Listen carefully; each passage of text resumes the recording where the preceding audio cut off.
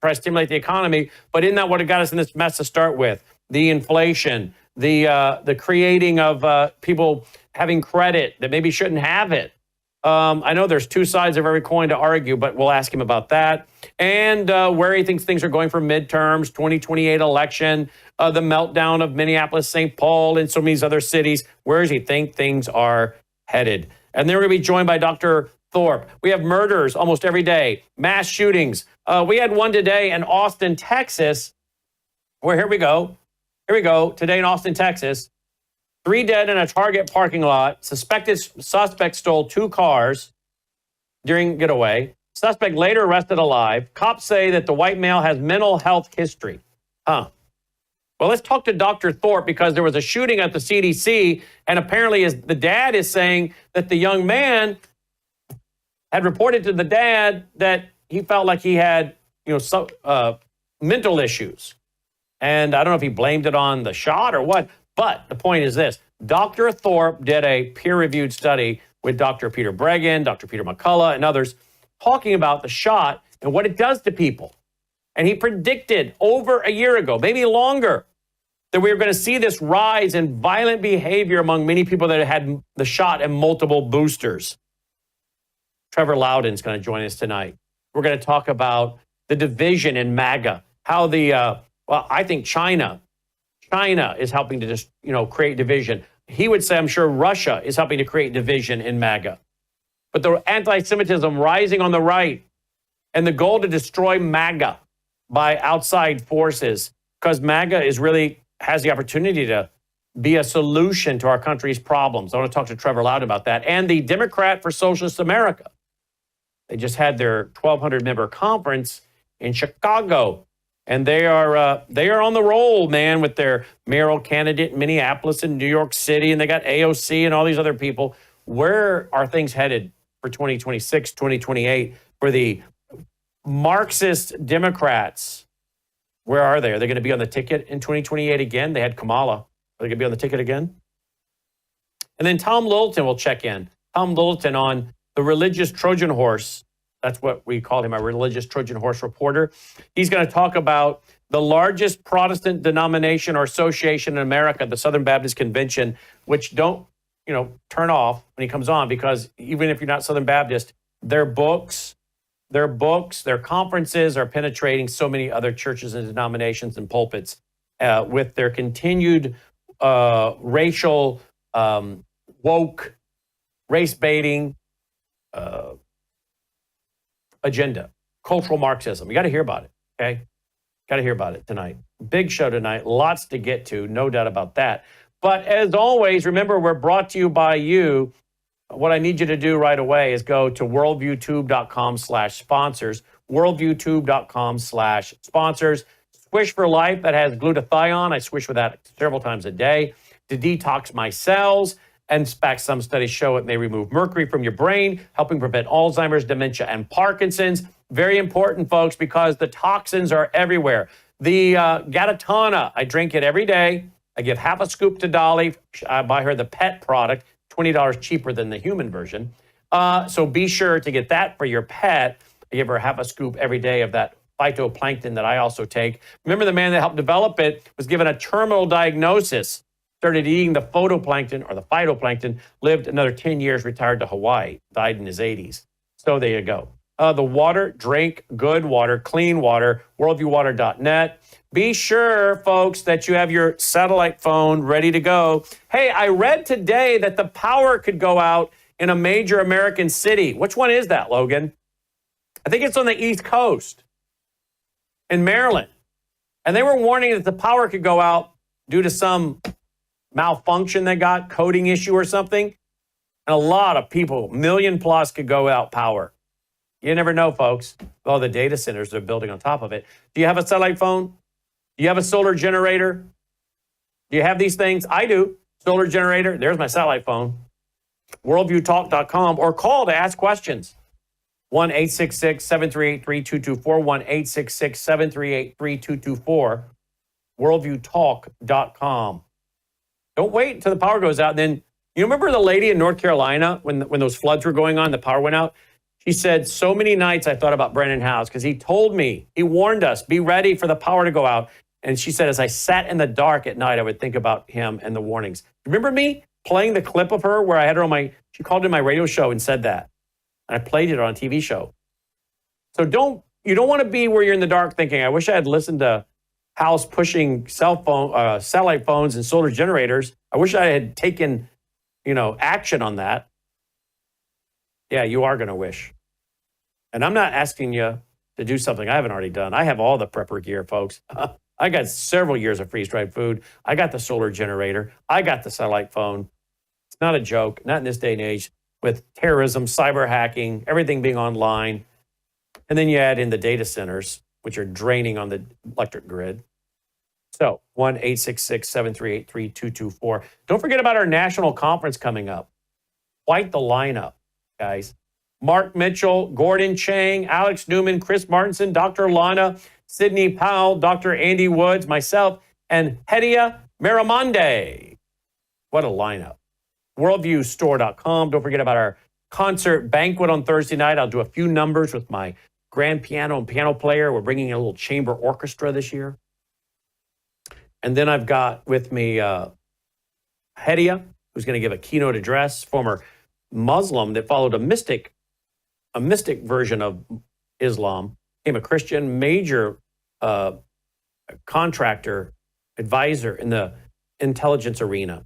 Even was in a meeting in Libya with Gaddafi before they killed him. He's got quite the testimony. You don't want to miss it. That's Thursday night. That's optional. Here's the beautiful theater we're renting here in our hometown of Collierville. Okay? Tickets, only 350 seats available. Okay? So get your tickets. Join us October 3rd and 4th. All right? Let's get started. How many of you have read this great book? It's in my library. The Creature from Jekyll Island by G. Edward Griffin. It has sold millions of copies. Now, what is going on with the Fed? We have the Federal Reserve. President Trump is no fan of the current chairman. And yet we have Palantir, and we have all of these computer companies, and we have the talk of, basically it sounds like tokenizing lots of land and minerals, and the federal government owns a bunch of land, seems to be taking up more land. It seems as though maybe something is going to replace the Fed, or at least that will be the appearance of replacing the Fed. Is there a new game in town that's coming? And how much will it really look like the old game? Well, let's go to the guy that would know, G. Edward Griffin. He joins us tonight on Brennan House Live. Mr. Griffin, welcome back to the broadcast. Thanks for being with us. Well, thank you for inviting me, Brandon. It will appear to be different, and it does. It will be changed.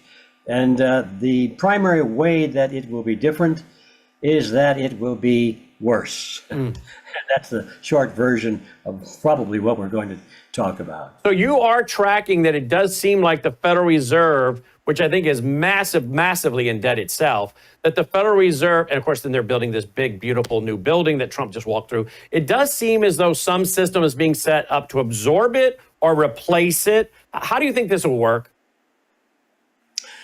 Well, I don't know the details because I think they're flexible. The people who are running the show are pretty shrewd, and they're flexible, and they'll ride with the currents of public opinion. But their goal, nevertheless, will be unchanged. And I think it's important to understand that this is not really a recent.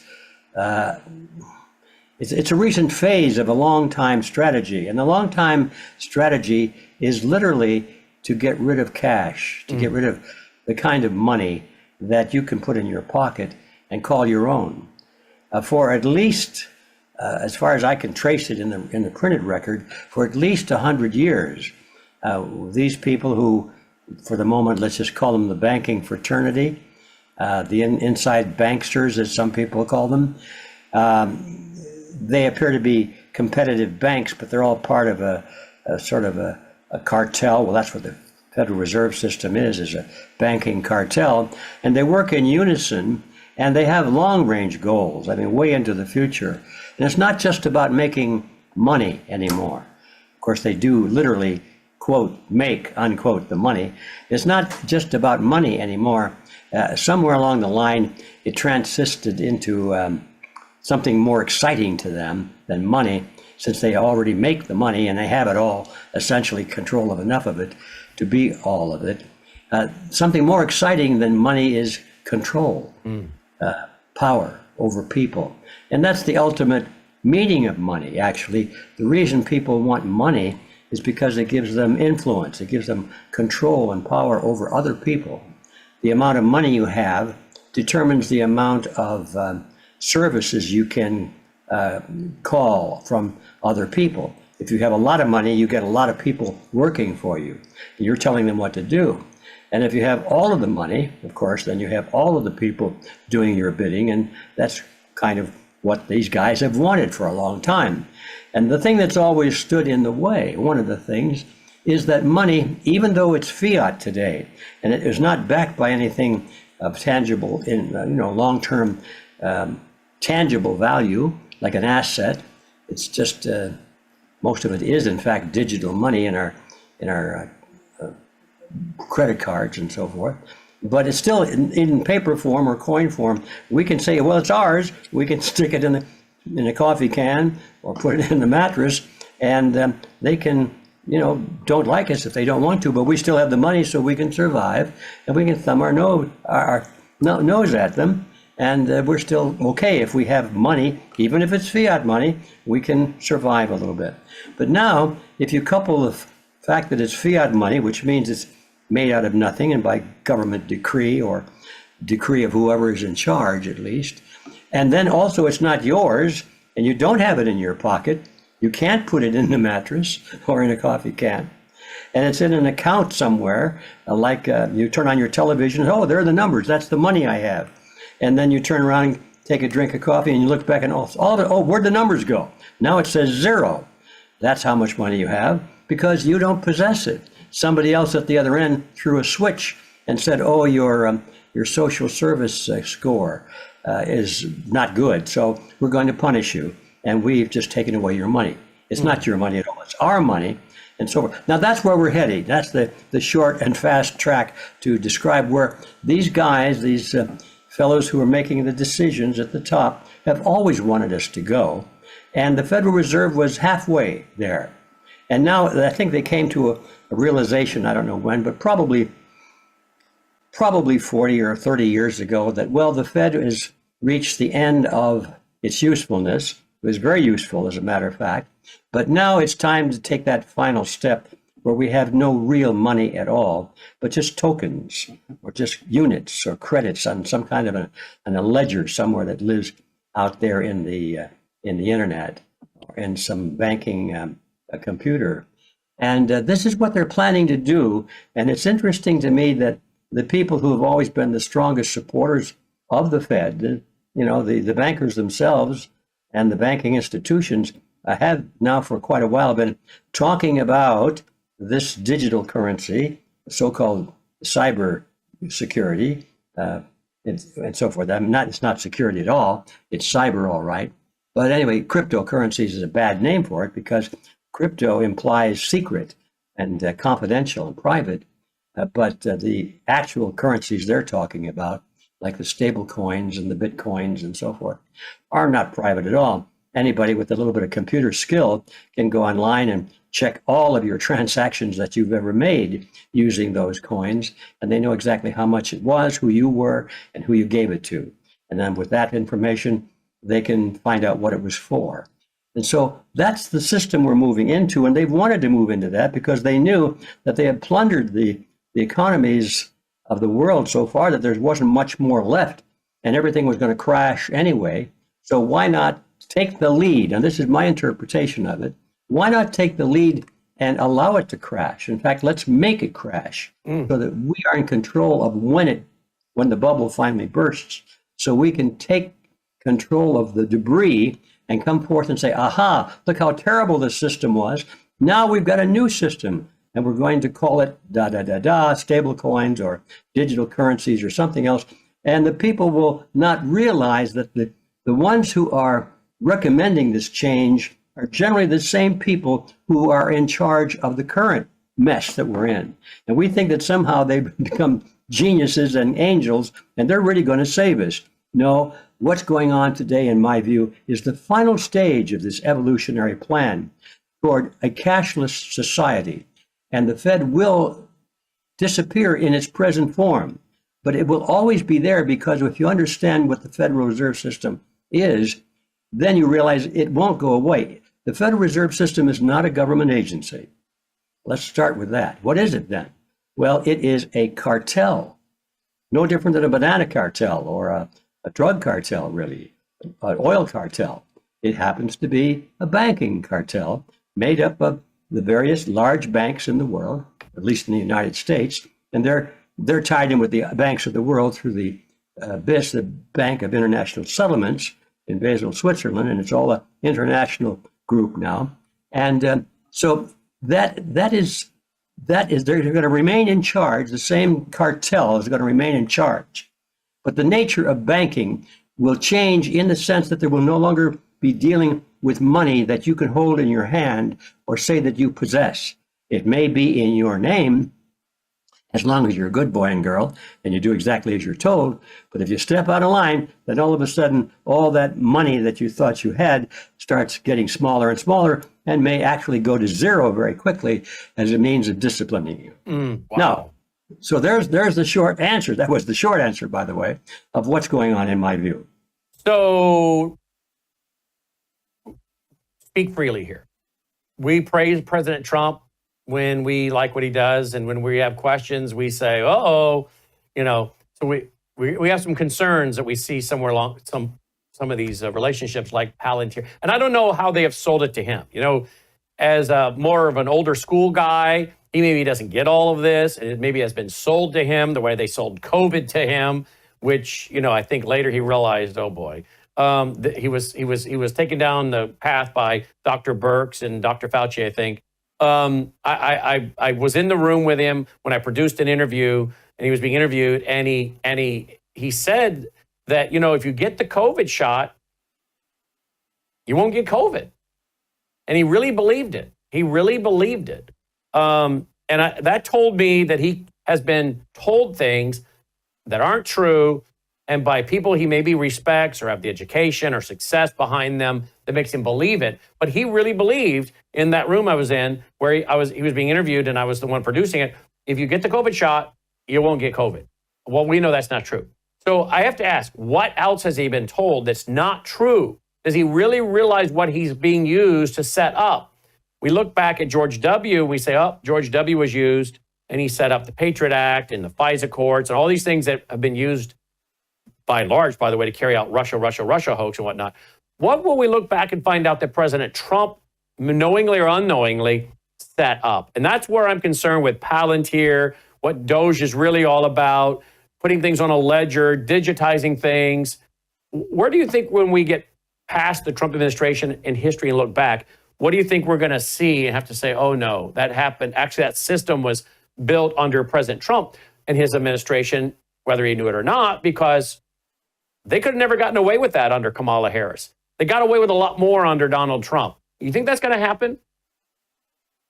Well, I think your last observation is the most poignant one, is that they, and let's not worry about who they are at the moment, but the bad guys, let's say, the ones that are apparently running the show, could not have achieved the same thing under Harris or Obama or anybody else.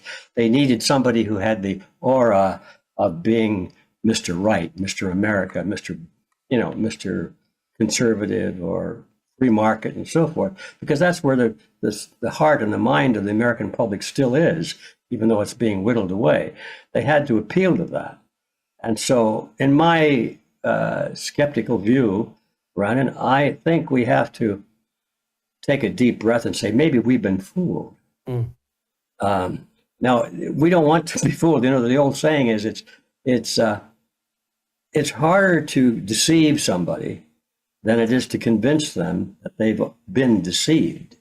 And I understand that, because I've made some big mistakes myself. And I stuck by them. I thought, I wasn't being tricked or anything. This guy is dependable. Well, it turns out he was a thief and stole a lot of money from us. And I was deceived, and I didn't want to admit it. But let's go back to the main question here. We're talking about politics and not just money transactions. We're talking about big money transactions, actually, but more than money, we're talking about human control and power over nations and societies and Listening everything. to G. Edward And Griffin, huh? yes, I'm online now, baby. You're on, okay. So this is my wife, by the way, that just walked into the camera here. Hi. Hello. Okay. Hi. So I have to go back and question the sincerity of our political leaders. Now, I don't care. Well, I'm not talking about Mr. Trump in particular or Mr. Any of them. Even I know some of the best guys that we think we've had as presidents, like President Reagan, for example, has the aura of being, Mr. Conservative and so forth. But yet, look at what happened in the Reagan administration. I mean, we got the free ticket for the vaccines. We got some of the biggest spending that the government had ever done, even though the promise was that we're going to reduce the size of government. Government grew as usual. And a lot of things were passed in the Reagan administration that were totally contrary to what the Reagan image was. And of course, the press and the followers of Mr. Reagan, including myself, all rushed to the conclusion that he must have had some bad advisors, right? It's always, well, he's listening to wrong advice. If we could just give him I'm going to send him a letter. I'm going to explain it to him, and then he'll see the light and all will change. My view is not that anymore. It used to be pretty much. I think that these people who are running the show actually deliberately put actors, and let's call it what it really is, political actors on the stage to tell us what we want to hear. And we will think, oh, this is going to be a change if we vote for this guy and put him in office. And then when this guy is in office, whoops, nothing changed actually. And so he's got bad advice again. From the advisors, by the way, which he chose. And most of them come from the Council on Foreign Relations, who, if you know anything about that group, you know that these people are dedicated to international world government globalism based on the model of collectivism, which means a totalitarian system of government. I don't care whether you call it communism, fascism, Nazism, socialism. I don't care. Look at what it is. It's the same thing. And so I think what's going on is a great theater where we are given the illusion that we are choosing our own political destiny by voting one candidate or the other. And if you notice, there's an interesting trick there. People don't vote for anybody anymore. Most people don't vote for candidates anymore. They vote against candidates. They say, well, I'm not so sure about either one of them. I don't like either one of them, but I really hate the other guy. He scares me to death. So I'll vote for the lesser of two evils. And that's how they niched this in, little baby step by baby step. The lesser of two evils is still evil. And we're still buying into the collectivism that's been destroying the country, but in baby steps instead of big leaping bounds. And in that fashion, we sit back and say, gosh, the guy is so good. I voted for him. I would never have voted for a bad person. So since I voted for this person, he's a good man and he must have bad advisors. So now I think you got the gist of my opinion here. I think the whole political system today is corrupt. It does seem like you hit on a key thing there, the corruption, number one, which I think we all agree to that. And then the theater. It's like things pop up and it consumes all the news. We're thinking, but that's not important. That's not important. That doesn't impact me at the kitchen table paying bills. That doesn't impact my life. A lot of theater, and it sucks up the news where all the other things behind that we talk about here at World YouTube, like what's going to replace the Federal Reserve without really replacing the Federal Reserve. How is this whole deep state still marching on? It doesn't change. Those things get ignored, right? Because the theater has distracted everybody. Circus and bread. At the end of the day, is it going to be, you mentioned Nazism, fascism, socialism, communism. I think at the end of the day, my opinion and my writings over the years have been that it's going to be a big government and big business merging together for what I think someone termed communitarianism. Big government, big business, corporate fascism, big government, big business. And as I look at the Federal Reserve, which is what, a private group of banks given a federal charter, big government, big business. We look at Palantir coming in. We look at who started Google, and we look at all of these different groups that are involved. It's big government, big business. At the end of the day, are we headed towards an Orwellian system that is very much that, a corporate fascist system that gives people the appearance that they're in control, a soft despotism, the appearance they're in control, but they're really not. And that even brings me down to who picks these candidates. The more and more I study all the system and how we do it today, I have to wonder how much the CIA is really the one picking everybody. I remember Jesse Helms was screaming in the mid-'80s about the CIA fooling around down in Latin America, using computers and voting tablets to help, a certain candidate. I remember now the letter from Congressman Bill Posey of Florida to the CIA director, Gina, and to the CIA Inspector General. I have it in my file. I think it's dated December 2020. And he's like, I think there should be an investigation to see if there's any connection between the voting machines and the CIA. Well, why would this U.S. congressman be asking that? I got one of his staffers on the line. To my shock, he was so interested that a news outlet was interested in this. He said, can I add another staffer to the call? He did. And they sent me a blizzard of information. Clearly, there are some members of Congress think the CIA is fooling around in our elections. And I was predicting in 2019, 2020, we were headed to a color revolution, right? And now I think one former CIA director was asked on Fox News, have we helped flip elections in other countries? Yeah. Well, have we ever done it in America? And he just laughed. I have to wonder how much, again, the intelligence community runs the country and big business in connection with that. Well, I don't wonder about it at all. I am totally convinced that it's been that way for a long agree? time. You and I are in agreement then. Oh, the only thing I disagree with you on is you say, is this where we're headed? And I would say, no, we're there. We have been there for quite a while, but nobody knows it. It's the theater that you're talking about. If the American people knew that their vote is being totally wasted, and by that I mean is being controlled, we're given a choice between two candidates who are really owned by the same trainer. Let's call it a wrestling match, the two wrestlers in the ring, and they both have the same trainer. They're both owned by the same company, and they beat the heck out of each other because the audience demands a good show. Otherwise, they're not going to, pay for the tickets. And then they go to the locker room and say, boy, that was a good show we put on there. Let's go have a beer, And this is politics today, whether people want to face it or not. And so you say, are we heading in that direction? I think we've been there for a long time. And once we understand at least the possibility, and if not the likelihood, of this kind of a situation where the CIA, I don't think that's the right name for it. I think the deep state is probably a better name, because we're talking about something which is not codified. It doesn't really have a name. It's a network. It's let's call it what it is. It's a conspiracy. People don't like to use that word, although it's a perfectly legitimate word. And it's international in scope. And the same group are working for this global power structure that they already have in place. Now they're just strengthening it and building it and tearing down the last shreds of resistance so that there's no opposition in the near future forevermore. This is where we're at that very late stage in this battle. And yes, the CIA is definitely involved, but not as the CIA. It's involved as this deep state mechanism, this hidden force, this globalist group of people. And they're international. It's not one nation against another nation anymore. They like to pitch one nation against another so that people can get into wars. Wars are what they want.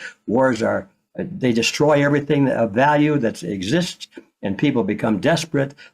Their lives being lost, cities being destroyed, children being destroyed, and death all over the place. And people are running out of food and soon maybe water, electricity, crisis everywhere. As Klaus Schwab called it, multi-crisis, They can hardly wait to have multi-crisis. So people are desperate and they want to be saved. They're not worrying about constitutional principles anymore. They're not talking about whether it's right or wrong. They just want to know who are the good guys and who are the bad guys and how do we survive? And to heck with the Constitution. And under those conditions, they've got us because they can propose anything, a new Federal Reserve System, a new way of government, maybe a non-government at all, but maybe a corporate structure or some new thing called technocracy or some new blend of power principles. And we'll buy into it because it's going to save us, you see. It's crisis, crisis, crisis, so that the solution is to get rid of everything we cherish and accept whatever is offered to us as our salvation. Management by crisis. Don't let a good crisis go to waste. I have to ask you in conclusion, and thank you so much for, because I know you're in high demand. You are an example to so many, and you don't believe in the word retirement. You just got done doing your expo, your Red Pill Expo. Yes. You're so busy, and how old are you now, may I ask? Well, I'm in my 94th trip around the sun. Wow, 94, and you're just not stopping. Well, I'm actually 93.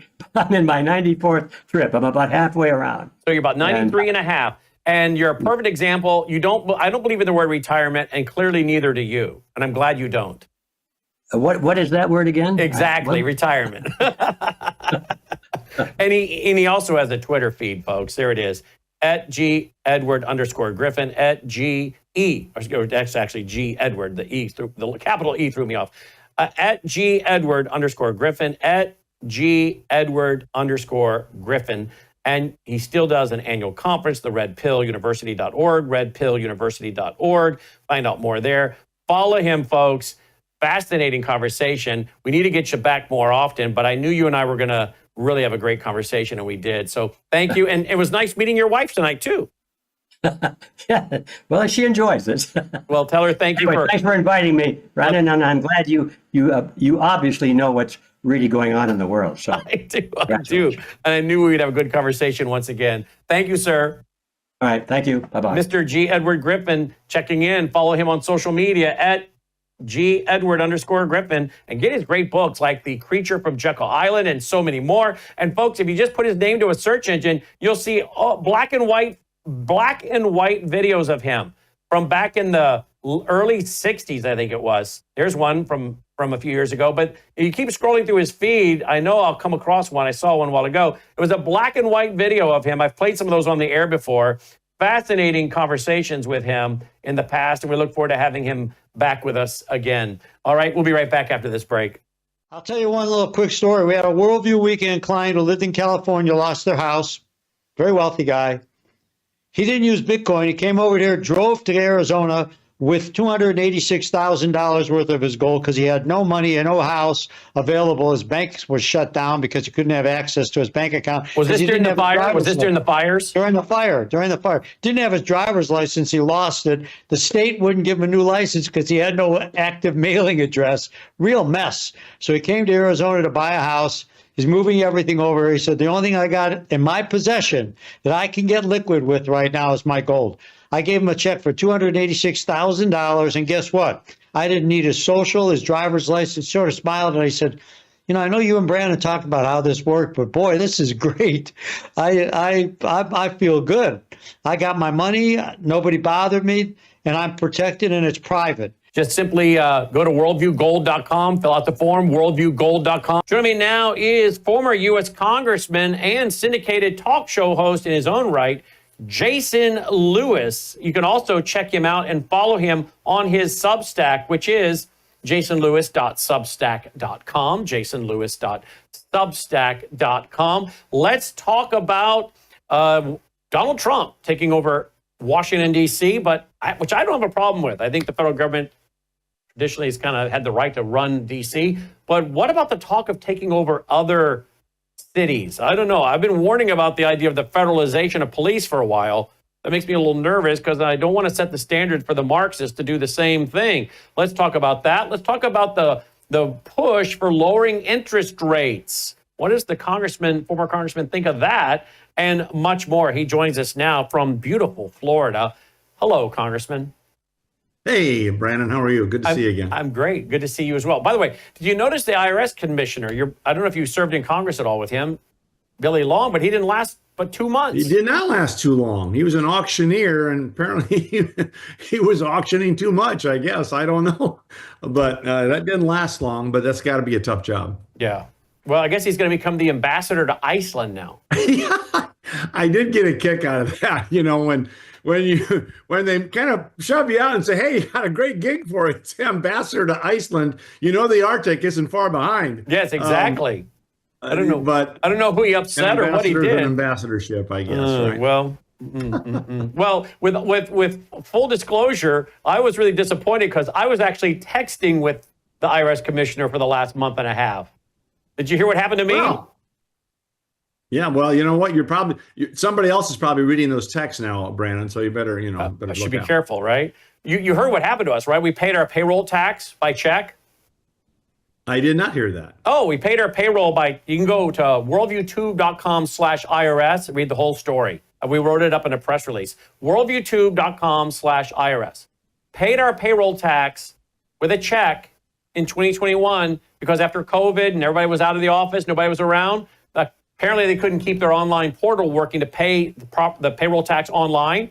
So after the second day of it being down, my accountant said, overnight on the check. Overnight the check. So we overnight the check. Pretty big size check because it was for the payroll for the year, payroll tax. And we get a letter in the mail saying, you're being penalized $43,000 because you paid with a check versus online. Really? Oh, yeah. Apparently, that's IRS above a certain dollar amount. They can penalize you if you I write a didn't know check. that. It must be e-file on steroids. Something like That was that. the rap against, the IRS rolling out this e-file. Pretty soon they were going to make everybody go through their portal. And there's a bunch of free portals out there by companies trying to get people in, and they'll say, "I'll do your taxes for free if you're lower income." And the e-file, which I think it's disbanded or will be soon by the new Congress. So we'll see. But I wasn't aware of that. That is So 43,000. stuff. Here we go. We appealed, and they sent us an abatement letter saying, "Don't worry about it." Oh, good. 2 years. Oh no. 2 years later. No. 2 years later, they come back and they say, "We want our money, but now you owe $48,000." Penalties and interest. Yes. Yeah. And we sent them the abatement letter and said, "You abated this 2 years ago." They came back and they gave us another letter clearing us, saying you're all current and fine for 2021, no penalties, you're fine. So we got 2 abatement letters. Then this year, 2025, they come along, they say you owe us over $49,000. We're like, you've abated this twice already. And we had to go up the chain and appeal. And the lady that I was dealing with said, with the IRS, who got the appeal, said, "This is ridiculous. We abated it twice. The system was down. It's COVID. People are out of the office. This is stupid."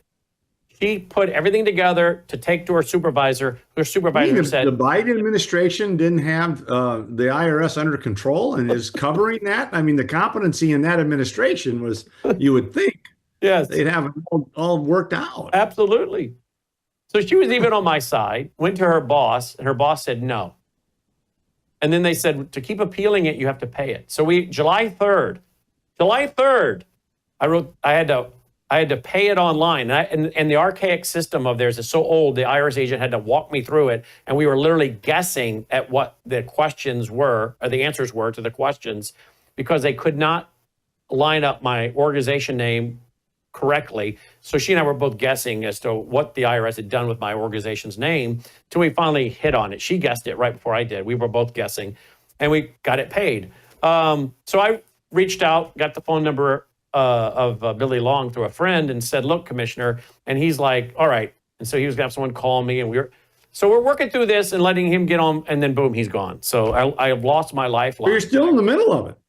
I paid it, but we're still trying to say, look, this is ridiculous. My accountant spent a better part of 7 hours one day, 3-page letter detailing how this all happened, submitting it. Did they say that the online mandate came from COVID or something, or are they just trying to get everybody going? Apparently, if your the amount of payroll taxes you pay is above a certain dollar figure, if you don't pay it online, you pay by check, they can penalize you a percentage of that. Oh, that's crazy. This dumbest thing in the world. That's our IRS. Sure is. So Billy Long, my lifeline is gone in Billy Long. He's been banned to Iceland. Yeah. There goes that trip. There goes that trip to Reykjavik. Oh well. Well, let's talk about several things in the news. Let's start with President Trump today. I want to get your take on this. Here's just a little clip of what he had to say. Here we go. And we're here for a very serious purpose, Something's out of control, but we're going to put it in control very quickly like we did on the southern border. I'm announcing a historic action to rescue our nation's capital from crime, bloodshed, bedlam, and squalor, and worse. This is Liberation Day in D.C., and we're going to take our capital back. We're taking it back. Under the authorities vested in me as the President of the United States, I'm officially invoking Section 740 of the District of Columbia Home Rule Act. You know what that is? And placing the D.C. Metropolitan Police Department under direct federal control, and you'll be meeting the people that will be directly involved with that. Very good people, but they're tough, and they know what's happening, and they've done it before. In addition, I'm deploying the National Guard to help reestablish law, order, and public safety in Washington, D.C., and they're going to be allowed to do their job properly. And you people are victims of it, too. You know, you're reporters, and I understand a lot of you tend to be on the liberal side, but you don't want to get mugged and raped and shot and killed. And you all know people and friends of yours that happened. And so you can be anything you want, but you want to have safety in the streets. You want to be able to leave your apartment or your house where you live and feel safe and go into a store to buy a newspaper or buy something. And you don't have that now. So there you go. Now he's talking, Jason, about adding this on to other cities. I have no problem with the federal government doing that in D.C. because I think they have the right to do so. But I don't know, I get a little nervous when there's talk of federalizing the police in other towns. Not that I wouldn't love to see the crime cleaned up in some places, but I just think the precedent is dangerous. What do you think? No, I agree with you. I mean, first of all, the D.C. Home Rule law, that was Nixon's other big mistake, along with the EPA and a few other things. It wasn't Watergate, actually. It was all the other moderate stuff he did. But that was 1973. And up until then, that federal property, by design of the founders, was there for a reason, to be the place of our central government, of the federal government. And for the simple reason is, you can't have a state control the federal government. So let's say you had the federal capital, Washington, D.C., in Pennsylvania or Maryland or Virginia, and all of a sudden the governor of Virginia doesn't like what's going on and shuts down Congress or shuts down this, or they could have understate rule. And so what they deliberately carved out was a federal district that would house the federal government and be governed by the people. And by that I mean, when you elect your federal government, whether it's President Trump or Congress, and you choose to live in the District of Columbia, you're living under the will of the people. And that was the rule ever since the Constitution. And you'd have to have a constitutional amendment to change that, by the way. The president invoked the Home Rule provision in 1973, but in that provision that he cited, he can go back and say, well, we're taking it back. And they never should have handed it over to local home rule, because ever since then, for the last half century, it's been a disaster. You've had a radical city council, a radical mayor, you had the Marion Barry syndrome, and D.C. has gone to hell in a handbasket. And I know because I was there. And it's a very, very dangerous place.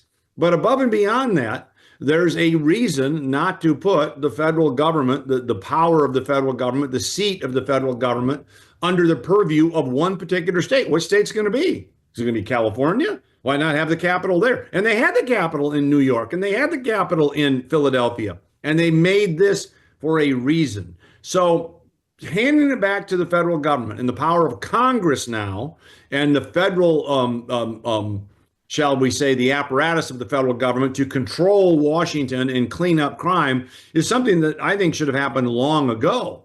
Now, as you correctly point out, extrapolating that to the several states and to cities is problematic unless you can, suspend posse comitatus under insurrection. You can't nationalize a police force. We don't have a national police force. That's called a Gestapo. That's called, the KGB. It's called a number of things. We don't have it in America. Matters of most criminal activities are reserved to the states they're committed in.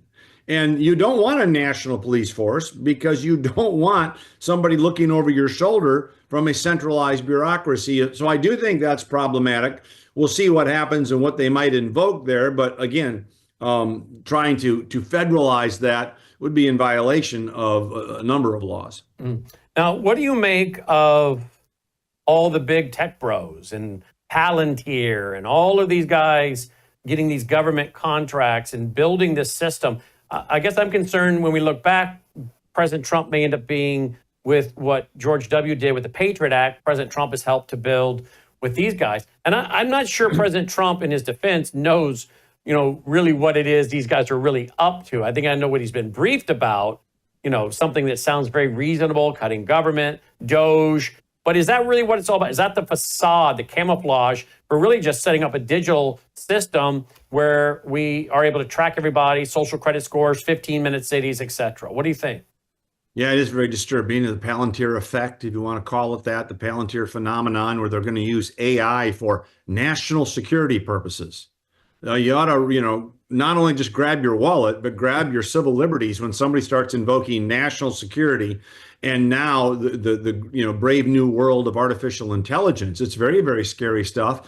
And you would think, of all people, President Trump would understand the threat that a deep state like that, now with the power of this new AI stuff, could have. I mean, what are they going to do? Have automatic FISA warrants? Are they going to monitor people with facial identification? They're already doing that at TSA. So I share your concerns there, and I'm very disturbed by it. And once again, though, it emanates from something I've been complaining about since I wrote my book, Party Animal, The Truth About President Trump, Power, Politics, and the Partisan Press. And that is the national security state and the Department of Defense. You go back to World War I and the Great War before we had the wisdom to name them, right? And it was supposed to be the war to end all wars, Brandon. That we're just going to have the Great War, and that's going to have a century of peace. Well, every single war, including World War I, brought on the next. We then, through reparations, through the Treaty of Versailles, created Hitler, brought on World War II, which created the Soviet Union, having Yalta, getting in bed with Stalin, and it just keeps going and going. And I'm very concerned that the president really hasn't applied a Doge mentality to the Pentagon. Its budget, when I got to Congress not even a decade ago, was $547 billion. Now it's over $1 trillion. And a lot of that money are these contracts going out to these national security state type efforts. And we cannot disabuse ourselves of the notion that war is the health of the state quick enough. It always is the health of the state. And when we're in perpetual wartime, your civil liberties will never be on guard. So we want a president to end all these foreign conflicts, to get us out of Ukraine, to make certain that we're not needlessly meddling in the Middle East. When we depose Bashar al-Assad and the Alawites in Syria, what happens? Christian Orthodox churches get bombed. And now that's happening in Gaza and the West Bank. The only people that don't have a lobby in Washington and the Middle East are Christians. But those results are from our meddling in there. We had the perfect counterweight to the Ayatollah in Iran with Saddam Hussein. So we kicked him out, and we went back and forth with Saddam all through the Iraq war. You're good, you're bad, you're good. He didn't know what was coming and what was going. Finally, you're out. And then we have a permanent base in Saudi Arabia, Mecca, and we get all this blowback and we can't figure out why.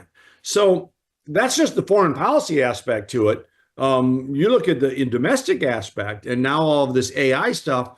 And I'm telling you, it's a real Achilles heel in the Republican Party, that this constant position of being on perpetual war footing. It is not doing anything for this country at home or abroad. Well, as always, you got good insight, no doubt about it. And that's why I'd like to have you on. I want to promote real quick his book you mentioned, Party Animal, The Truth About President Trump, Power, Politics, and the Partisan Press. You can get it at Amazon, Party Animal. You also have the audio book, read by Jason himself. You can get that. A lot of that is in there. Yeah, in there. Party Animal, Amazon.com. All right, let's talk about some of the other issues facing the country.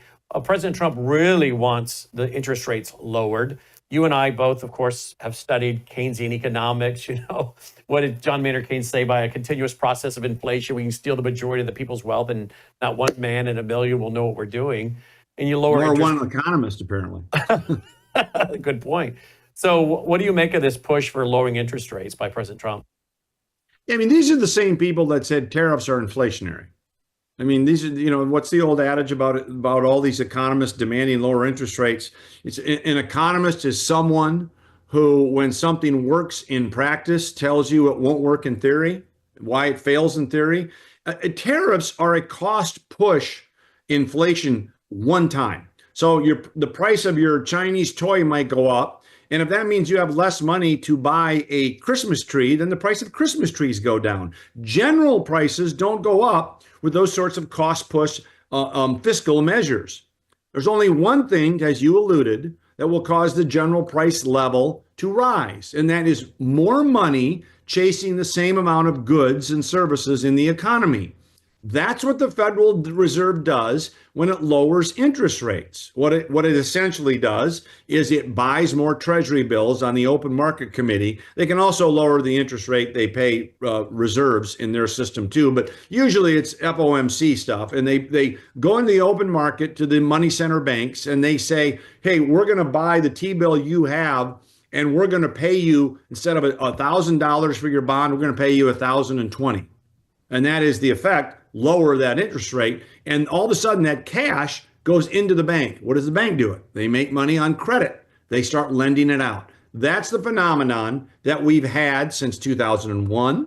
That's the phenomenon that went on steroids after the 2007 bubble. And what has it led us to, Brandon? It led us to housing prices that are now outside the reach of Gen Z, of millennials, of Gen X, you name it.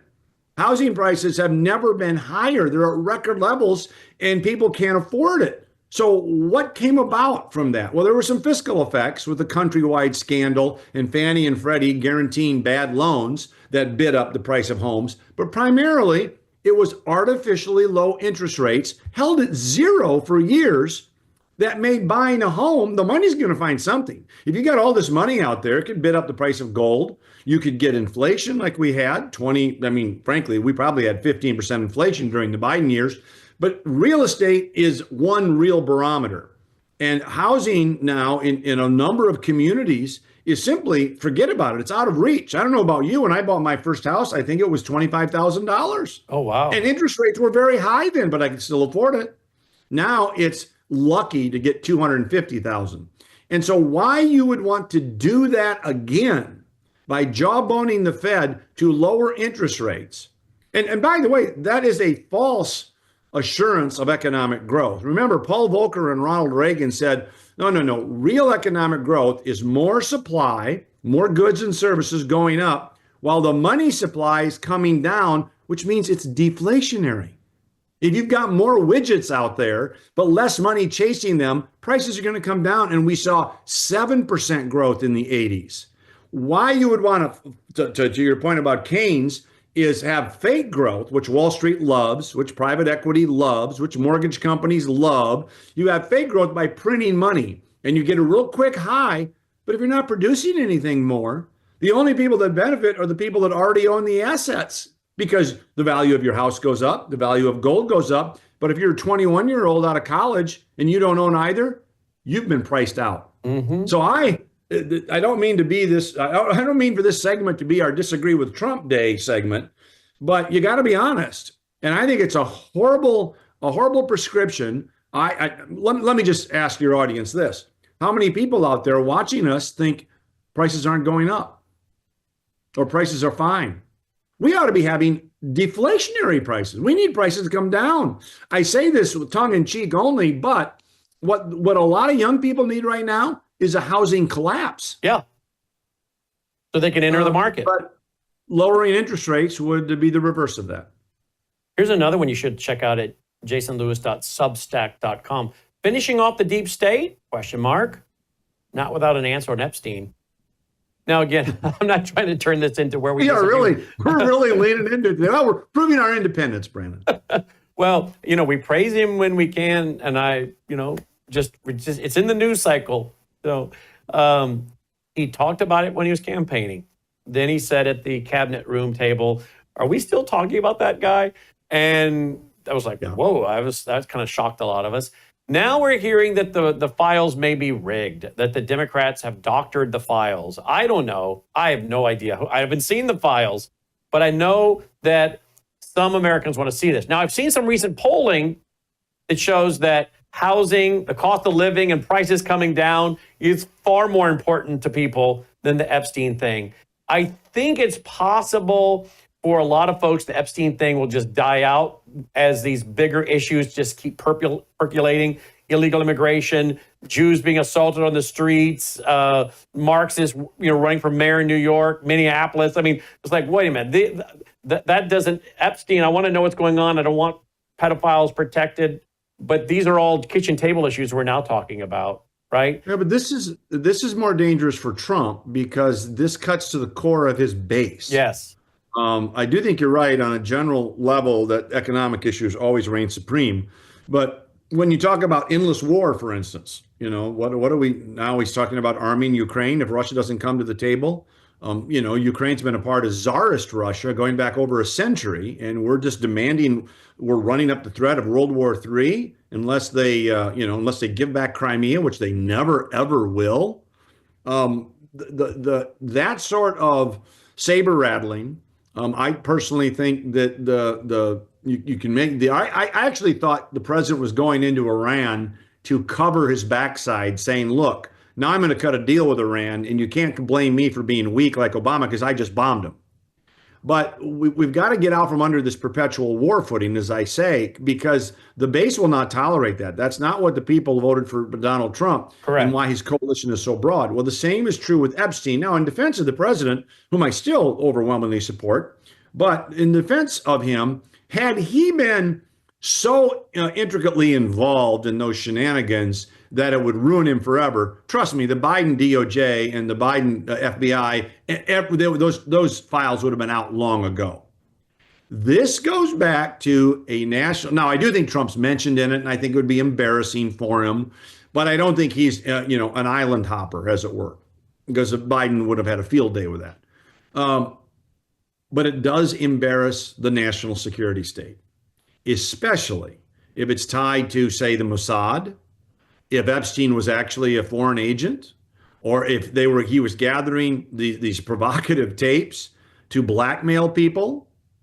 If all of a sudden this is part of a national security deep state, and Trump still refuses to let it go, it's then, okay, are we really finishing off the deep state or are we not? And that was the essence of that particular post at jasonlewis.substack.com. Well, you've got a lot of them over here that are very good. People should check it out. Here's one, by the way. Minnesota's greatest hits up north is still a beautiful respite, but the state is a tragic mess. I watched your little homemade video, which looked like you had a great time. And I have family that still lives up there, my mom and dad and all kinds of relatives. But man alive, they're destroying that state. Well, you know what's going on then. Yep. You know what's going on. Though everybody that has an ounce of sanity in Minnesota lives in greater Minnesota now. It is just like Denver and Portland and Seattle. These states with one big metropolitan area that control the population control the whole state. And you can have all these red counties in greater Minnesota, but they don't amount to anything when you've got 60% of the population in the Twin Cities. And as you know, when you go there, I was up there this summer and I took the airport on West 7th Street from the airport down through St. Paul. I was shocked. It looked like LA. And that was never Minnesota. We always had the great quality of life, and they've lost it completely. The state is a tragic mess. And I fear it's not going to change in the near future. It's going to go the way of a cold California like Illinois or New York or Massachusetts or Oregon. And it's very, very sad. Well, it is sad. And, when we were living up there and they had the Super Bowl back in the early 90s or whatever it was, people came to town. Their big comment was, it's so clean. It's so clean. Right. There was no graffiti, the street, it was just so clean. And you could live in St. Paul proper, okay? In these historic, smaller homes that are really lining the streets, something like out of Mayberry. And they Right. were homes that young people could afford to live in. Some people had lived there for 40, 50, 60 years, but younger people would come in there. And you were just shocked at how St. Paul, that capital, was so affordable, relatively speaking, and clean Yep. and crime-free. Well, last time I was up there, I thought I was in Somalia. Right. The Mall of America was Well, I covered mean, over. and you- The Mall of America was covered You over hit with, on, with you hit Islam. on the fundamental fact there. This is replacement theory writ large. There is no Nordic culture in Minnesota. You can look long and far for the Carlsons and the Andersons, and they're nowhere to be found. It is Somalis, it is Hmong, it is migrants from America, but they're from Chicago or Gary, Indiana, or Houston, where George Floyd was from. This has nothing emblematic of the North Minneapolis my mother grew up in, was born and raised in, and that's gone. And let that be a lesson for the entire country. Let that be a lesson. So what do you think, in closing, Congressman, is going to happen the midterms? You know, we have on Mark Mitchell here a lot with Rasmussen polling. He says right now it's not looking good. Looks like they're going to lose the House. They could even lose the Senate. But of course, it's still a year away from this November. But what do you think? If you had to make a prediction. I think that the wise thing they did this time, and there's an argument to be made, we should have done that in the 115th when we went for healthcare reform first before we did the Tax Cut and Jobs Act. By renewing the Tax Cut and Jobs Act with the big, beautiful bill, you will get an economic bump. Now, those things take time, although I think there's some evidence to show that it's already happening. 3% growth, median income is starting to rise again. And should the economy get that bump and it takes 6 months, well, that puts us in next summer. And remember, you know, George Bush was riding high after Iraq, and that was 1990. All of a sudden, Bill Clinton runs on the economy. And that was after Bush raised taxes in 1990. So these things can happen within these yearly frames. So thank goodness that got passed, because I do think, should they survive, that'll be the saving grace. Okay, one final thing just came to mind. You're in Florida. We've got now what do you call it? Alligator Alcatraz in Florida. Yeah, Alligator Alcatraz. Yeah. And they're talking about adding one in Indiana. What are your thoughts? I want to see the illegals moved out. But I start getting nervous when governments start building and throwing up camps and tents and things like that. Because I keep thinking, I wouldn't get that nervous. I don't know of a prison in the country that I'd like to spend a weekend at. So it really doesn't matter whether it's surrounded by alligators. But you got to have a place to put these folks, and it all comes down to the fact that the Biden administration was not enforcing the law. If people wanted asylum, they had to do it legally through the ports of entry. Instead, they came across in millions and then said, oh, by the way, I'm applying for asylum. They should have been thrown out right then, but they weren't. So you had all these millions of illegals in the country because of that. And what do? Well, you know, it's very, very difficult to put them all on one plane. So at some point, you got to have a place to house them. And I think it's evidence that Trump actually really has gotten control of the border and is cleaning up the country. So I'm not perturbed by it, and people in Florida are not perturbed by it. I can guarantee you that. well, I just want to know what they did with all these other places. Because during the Biden years, we had drones flying over with Michael Yon, with Anthony Rubin, with Todd Bensman. Todd Bensman now, he was on here once a week for like 3 or 4 years. He's now the 4 years. He's now the top assistant to Tom Homan, and he texts me articles from time to time. But we had all these drones showing all of these massive DHS tents and camps built, 10 of them or more, all over Texas. I'm like, well, why are they building more places when we have all these DHS permanent tents and cities that were built, and you never hear anything about them? In fact, when people would go to find them, some of the people in the community didn't even know what they were talking about. They're like, hey, where's the big DHS tent for illegals that they're building? True. And no one knew where they were. A lot of the people in the town didn't even know what they were talking about. It's like, oh, turns out it's 10 miles out of town. They were so well hidden that even some locals didn't even know where they were there. I just want to know. Yeah, but I think part of the problem was, Brandon, that a lot of the locals were not good actors. That some of the locals had depended upon illegal immigration or had families there. Housing them close to the border was becoming problematic. Now, I don't know if that's the entire reason for building places like Alcatraz, but I know that was part of the reason, that you'd have people springing people, you had people fighting them on the border. So moving them around became a little bit easier to manage, I presume, but I don't have all the answers to that. one more, if they stop popping in my mind, to ask Jason Lewis. We got to get you more often so that I'm not backlogged with all my questions. 2028, Marco Rubio as VP. So it's a Vance Rubio ticket. What do you see? We'll see how things go. I do think what really attracts the base to J.D. Vance, say, as opposed to Mike Pence, is he's the real thing. He did not have to come pushing and screaming or dragging and kicking to America First. Vance has been talking about this since Hillbilly Elegy, on how we've forsaken middle America, how we've forsaken middle-class people, how opioids have destroyed them, how illegal immigration has destroyed our cities. And in many ways, he was out in front of Trump before Trump. Now, not always, but he's a true believer. So I think he's probably got the inside edge. But listen to Robert F. Kennedy. He says now that Marco Rubio has become a true believer, more so America First guy, has had this metamorphosis towards Trump that he didn't have before. So you may be onto something. We'll see. Well, you guys should follow him right here. jasonlewis.substack.com, jasonlewis.substack.com. Now, here he explained a lot of these issues we're facing today. He was ahead of the curve, party animal. The truth about President Trump, power politics, and the partisan press. You can get it at Amazon. But of course, go ahead and mark jasonlewis.substack.com. We need to get you back as a more regular guest, Jason. Thanks, Brandon. Always a pleasure, my friend. You too. Jason Lewis checking in. Check it out, folks. jasonlewis.substack.com. We'll be right back after this short break. You woke up with a sore throat and a low-grade fever. You know you are getting sick, so here's your choices. You can get sicker and miss work. Try to see a doctor this week, or sit hours in a crowded waiting room at urgent care. I have a smarter option for you. Open your medical emergency kit. Match your symptoms to doctor-recommended prescription in your booklet and take the right meds now and get well faster. This is not a first aid kit. It's like having an urgent care in your home. It includes doctor-prescribed medications to treat over 39 medical issues like respiratory infections, strep throat, pneumonia, UTIs, and more. No waiting to see the doctor and no standing in line at the pharmacy. It's right here. Every home should have at least one medical emergency kit, and here's how to order. Go to worldviewhealthcare.com. Your kit to treat dozens of common and serious illnesses is rushed to your door. worldviewhealthcare.com. That's worldviewhealthcare.com. The emergency kit available at worldviewhealthcare.com. Make sure you don't have to go to urgent care. I got pneumonia. I didn't have to go. I took this last year. Stayed at home. Went to bed.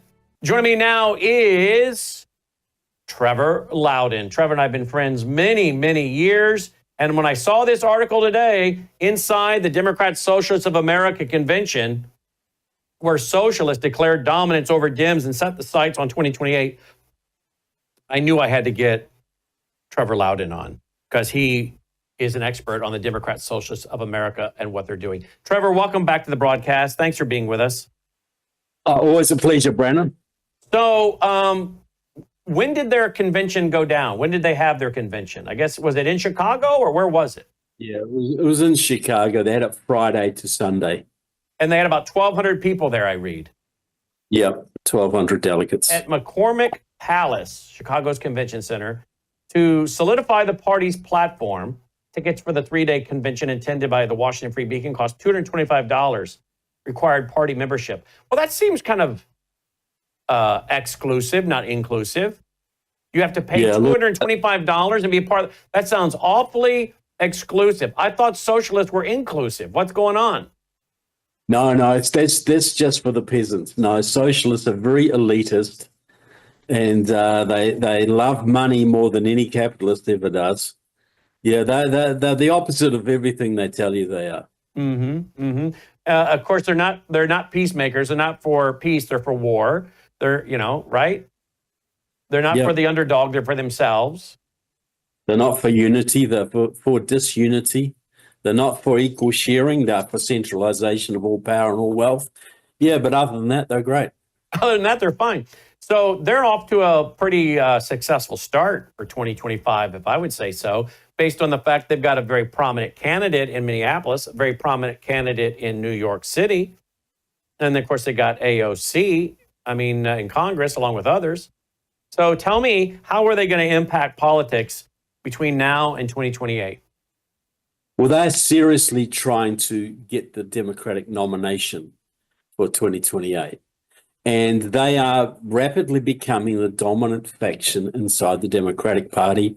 That's because they control many major labor unions, which the Democrats rely on. They have around 90,000 members now. And so what they do, they concentrate all of their resources on certain races. That's how Mandami is likely to win in New York. That's how AOC won. The Democrat will have 200 volunteers. The DSA candidate will have 4,000. And the DSA has got 10,000 members in New York alone, plus a whole lot of people on the city council. When Mandami ran, his main opposition was Brad Lander. Brad Lander pulled out and endorsed Mandami. Well, Brad Lander was also a member of Democratic Socialists of America. So they're very good at putting the fix in. They're very good at putting in the fix. Well, there you go. And then there's Bernie Sanders. Is he really one of the most respected men in America now?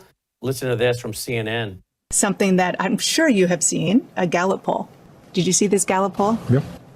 And what the Gallup poll found was that you are one of the most widely admired Americans. And I believe you're only second to the Pope. You want me to declare my candidacy for Pope? Is that what you're I asking? don't think that you're eligible for All a lot right. of reasons. Then I won't do that. I watched you tonight. I've watched you for a very, very long time. You're obviously still full of vigor and intensity for the things that you're passionate about and have been for decades. Is there another presidential run in you? Oh, God.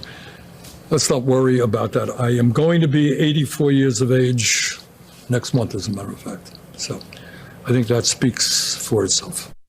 So I don't know what that means, but he's like one of the most admired men in America, up there with Pope Leo, which I don't think there's a whole lot of difference between Pope Leo and Bernie Sanders as far as their worldview. So that would make sense.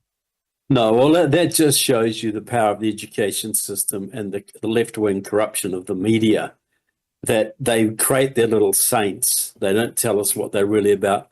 Bernie Sanders has spent his whole life pursuing communism, the system that killed tens of millions of people. The man who honeymooned in the Soviet Union, had good relations with the Cubans, worked with the Communist Party USA, and lied through his teeth his whole career. But because the media is on his side, most Americans don't know this. They think he's a sort of a cross between Grandpa Walton and Jesus Christ. Grandpa Walton. Logan, do you know who Grandpa Walton is? You're going to have to come up with, he says no. You're going to have to come up with. Yeah, Brannon. Of course I do. Of course I know who Grandpa Walton is. And you didn't know, though, that the actor who played Grandpa Walton, Will Geer. Yes, I do. I know what you're about to say. He was a progressive Marxist. He was a communist, and he was a lover of Harry Hay, who started the gay movement. He was a gay guy. I know. Yeah. I know. Yeah. When I found that out, that the guy that played Grandpa on the Waltons was gay, I was like, what? Is there nothing sacred anymore? Not just gay, a gay communist. Logan, you don't even know who we're talking about, do we? No, Logan doesn't. Logan doesn't know who we're talking about. I've played the Waltons for you a gazillion times when you were smaller, but here we go. Here's who we're talking about, just so folks remember. Because folks don't remember who we're talking about. Remember him? Next time, I'm going to let I got you cut it. It's not going to be any next time. I'm going to let it grow and braid it. Delilah. Oh, he's going to grow and braid his hair. Well, that would be fitting. I just happened to pick that. What are the odds? What are the odds? Yeah, I remember the day I found out he was a communist and gay. I was like, what? What? Yeah, exactly. So anyway, Bernie Sanders is, but you say Bernie Sanders is kind of the Grandpa Walton figure, and so now he's very popular. Well, that's how they portray him, you know. Mm-hmm. Look! If he had his way, we'd all be starving in this country. He would. Look, how many homes does he have? Yeah, how many homes does he have? 3 mansions, I believe. Yeah. You know, but that's what I say. Communism is not about equal sharing of the wealth. You know, it's about centralizing wealth and power in the hands of the progressives, of the elite. You know, nothing is more elitist than socialism. That's right. By the way, You know, who did you say the actor on the Waltons? Who was his boyfriend? Harry Hay, the founder of the gay rights movement, the man who was a member of NAMBLA, the North American Man-Boy Love Association. He was really the guy who gave us the gay rights movement, Harry Hay. And his boyfriend was the grandpa on the Waltons. Yeah, and Will Geer recruited Harry Hay into the Communist Party. Yeah, I remember reading all this a few years ago, and I was just stunned. But I forgot who it was he recruited, but now it comes back to me. Wow, wow. I think there's a lot of people with their jaws on the ground right now. Let's see, Trevor, what else are you watching? Where do you think we're going with the 2026 election midterms? Where do you think we're going in 2028? Size it up. Republicans going to lose the House or the Senate, and is it going to be a Vance Rubio ticket, or who's going to be is Kamala coming back? Is it going to be Bernie and AOC? What do you think? No, it's Bernie's not going to stand. AOC will probably they'll push her as a left-wing candidate, and the battle will be between her and maybe Kamala or maybe Gavin Newsom or someone like that. But they've got a good chance of winning it. They've got a chance of winning the presidency? Well, winning the primary. I think. So you think let me just to clarify, you think the far left communists have a good chance of winning the Democrat primary? Yeah, absolutely. Well, they did last time. With Kamala. Kamala is as communist as AOC, not as openly as communist as AOC. But yeah, look, the Democratic Party is going further left every single day. Now, you couldn't have had a Mandami 5 years ago, but you can now because the Democratic Party shifted that much, and Democratic Socialists of America has got more powerful. 10 years ago, it was about 6,000 members. Now it's 90,000. And they've got all their allies in the Progressive Caucus. They control several major labor unions. They got a lot of foundation money. They have connections to the Cuban communists, the former East German communists, you name it. They are the vanguard of the revolutionary movement right now. So, yeah, I think Trump's got his work cut out for them in the midterms, and everybody needs to get involved because, if we lose the midterms, he's got a 3-seat pad at the moment, and that's not enough. Usually the midterms go against the incumbent party, so he'd have to buck history and he'd have to do a good effort. But he's, I commend them. They're going for the redistricting in Texas. They're playing hardball here. All of that's good. They're clamping down on vote fraud. They're going after the bad guys. All of that's good. That might be enough. But it's not a guaranteed thing, that's for sure. What about the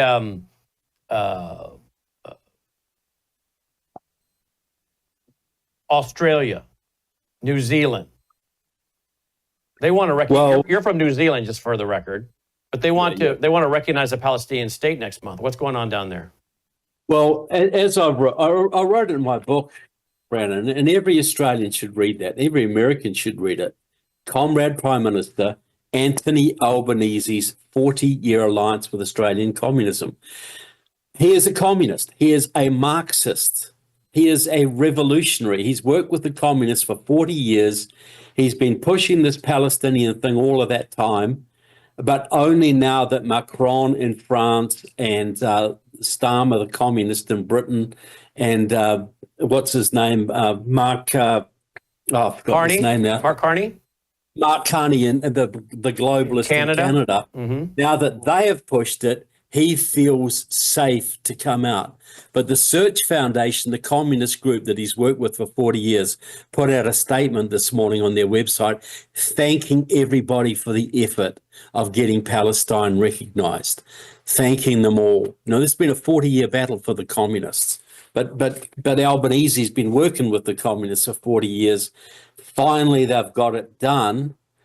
Now they say, the next stage is we've got to carry on. Basically, their goal is the destruction of Israel. It's very simple. What other big stories are you watching right now in the political world?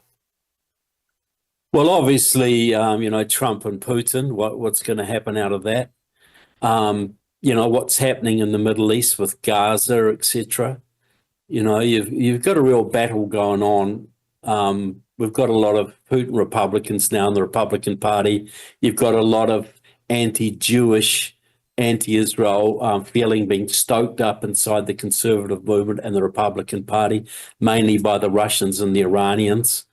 And just, and some of the, even through the Ron Paul movement, unfortunately. So it's a very critical time for freedom on the planet right now. I'm very, very supportive of President Trump's domestic agenda, but I think he's being led down the garden path by some people in his own party on both Russia and Israel and Iran. I think there's problems there. Do you think we're headed toward war, or are we going to bypass World War III in this administration? Well, if we don't stand up for Ukraine, we're going to get World War III. If we don't let Israel take down Hamas, we're going to get World War III. The only way to stop World War III is to put Putin back in his box. He's getting ready to attack the Baltic states this year, probably Poland as well. There's no bargaining with this guy. And, of course, we have people on the opposite side on the network. It's, I'm in a position because I have people I like and respect that are on both sides of this issue, But I'm the smarter one, Bradley. but I know this. It's a very divisive issue. Yes, it is. A lot of American conservatives believe that Putin's a Christian and he's going to save us from the Well, Muslim I don't believe horde. he's a Christian. I don't believe that. No, but a lot do, and they think we can. You're right, a lot do. There's one pro-family leader down in Mississippi that said he was the lion of Christianity. I was like, Christianity. As he has people thrown out of buildings, as his Muslim troops are raping and torturing and killing Christians in Ukraine, he's the lion of Christianity. When he's shutting down churches all over the Donbass, he's the lion of Christianity. But it is. And yet Zelensky himself has shut down some churches and blah, blah, blah. That's completely false. You say that's false? That's a complete lie. Tucker Carlson repeats this endlessly. The only church that's been shut down was a group of Orthodox priests who were directly working for Russia, got thrown out of a government building. Which I interviewed a former KGB officer several years ago, who's here in America, was warning that the Orthodox Church had been used by the KGB. And he's a former KGB guy. Now, he quit talking to me after Putin came to more power because a lot of his KGB friends started disappearing, and he now won't talk to me on the air anymore. Yeah, Konstantin Preobrazhensky. Yeah. You know exactly what I'm talking about. I interviewed him, and he told me all these things. Then I come back a bit later, and he shut up completely. 100%. Wouldn't say a darn thing. You and I had the same experience independently of each other with the same testimony. He lives in Maryland, and he's like, I have no more to add, no more to add, no more to add. I'm like, how could you not have more to add? This is when you have plenty to add. Yeah, somebody said a word with him for sure. But just getting back to it, we're the big problem with the conservative movement now is we've been so divided. You've got a whole bunch of people who would have been very pro-Israel a few years ago, have been fed so much propaganda by the Iranians and etc. The Khazarian mafia, the Rothschilds, the AIPAC controls America. AIPAC has got nowhere near the control over congressmen that Cuba does or China does. I want to stop you right there. Cuba helped control members of Congress. China controls members of Congress. We know Islamic money controls members of Congress. CARE, Council American Islamic Relations, etc. Right? Yep. I mean, I am pretty sure we could rattle off a lot of other groups that help control Congress from the NAACP and on down the line. But they always want to talk about the Jewish group. Like, if these guys are really running the world, they're doing a bad job, because I don't know why they can't get Trump to do what they want if they control Trump, because Trump doesn't always seem to be, going along their way. There are times where Trump's telling them, you can't do that, you got to stop. I'm like, well, doesn't that just beat the narrative that the Jews run everything? Because President Trump's doing his own thing and telling them what to do. Yeah, well, exactly. It's completely fallacious, but you've got... 10 years ago, there was hardly any anti-Semitism on the US right. It had been pretty much extinguished. But the Russians been pumping this stuff out through QAnon and through all these other sources. Then you got the Jeffrey Sachs of the world, the Tucker Carlsons of the world, who are pumping this stuff out 24/7. You know, this lie about about Ukraine shutting down churches. You know, the Russians have shut down every church in the Donbass. They're murdering priests right now. But Russia's a Christian nation, right? No, Russia is as the Orthodox Church, which is a branch of the KGB. And by the way, again, I want to reiterate that that's what that KGB officer told me, and that was in my documentary Siege in 2019. Yeah, so there's, look, I joke, and it's only half a joke. There's 3 elements in the Earth's atmosphere. There's oxygen, nitrogen, and Russian propaganda. You know, you have got sane, ordinary people, conservatives in this country, now thinking that Israel is a big problem in the world, that Ukraine is somehow the aggressor against Russia, that Russia is a Christian country. You got American people going to live in Russia, putting their families at risk because they think Russia is more God-fearing than America is. You're right. I've seen them moving there. They're moving there. And getting drafted into the Russian army to boot. You know, Russia has something like 6% of its population go to church. That's the Russian Orthodox Church. If you're a Baptist, if you're a Seventh-day Adventist, anything else, you cannot bring your kids to church till they're 18, and you cannot proselytize outside the walls of your church. That's the free Christian Russia. Wow. That we're all supposed to worship. And yet you're right. The anti-Semitism. Well, you add in the pumping of the propaganda with China, and then you're talking about just nonstop propaganda, right? It's everywhere. You look, the Chinese and the Muslims, look at the Israel issue. The Chinese are pumping up Hamas and all the left-wing stuff that we see in the campuses, right? We got all these left-wing Students for Justice in Palestine, Palestine Youth Movement. That's all China and the left. But then the Russians are pumping the Jew hatred on the right to hammer Israel from both sides.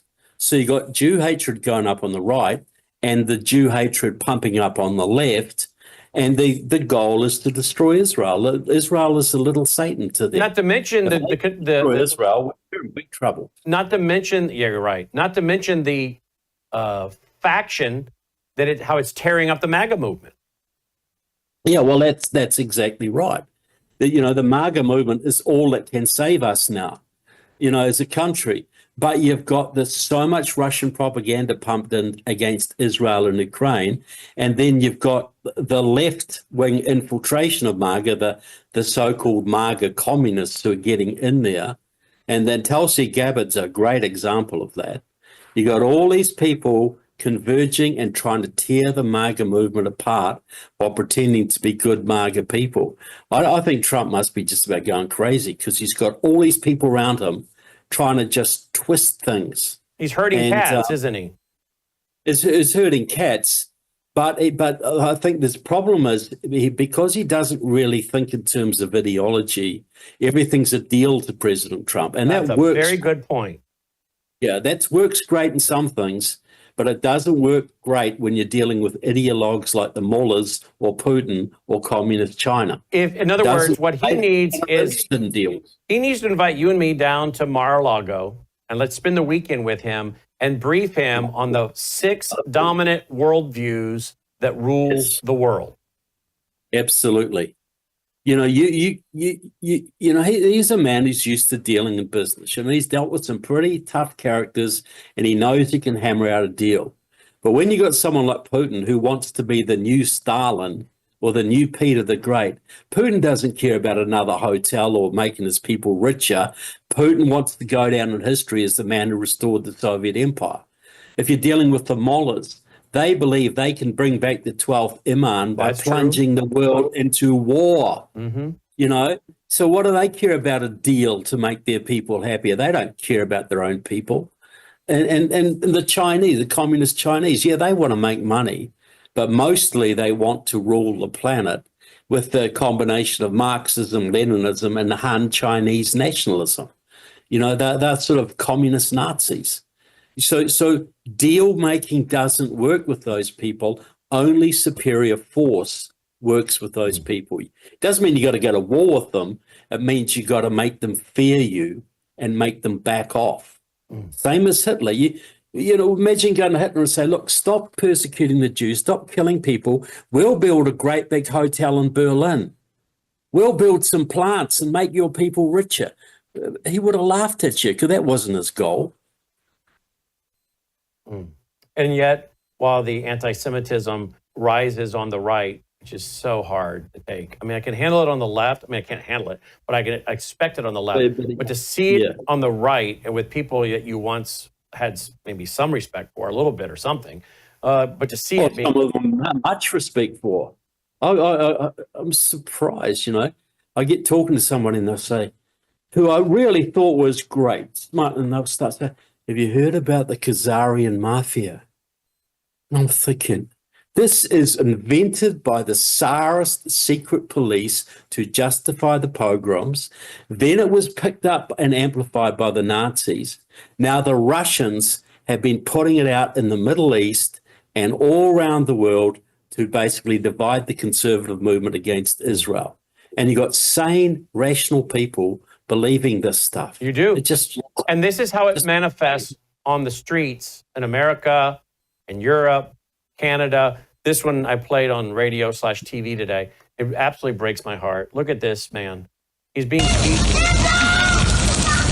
Jewish man with his 2 daughters.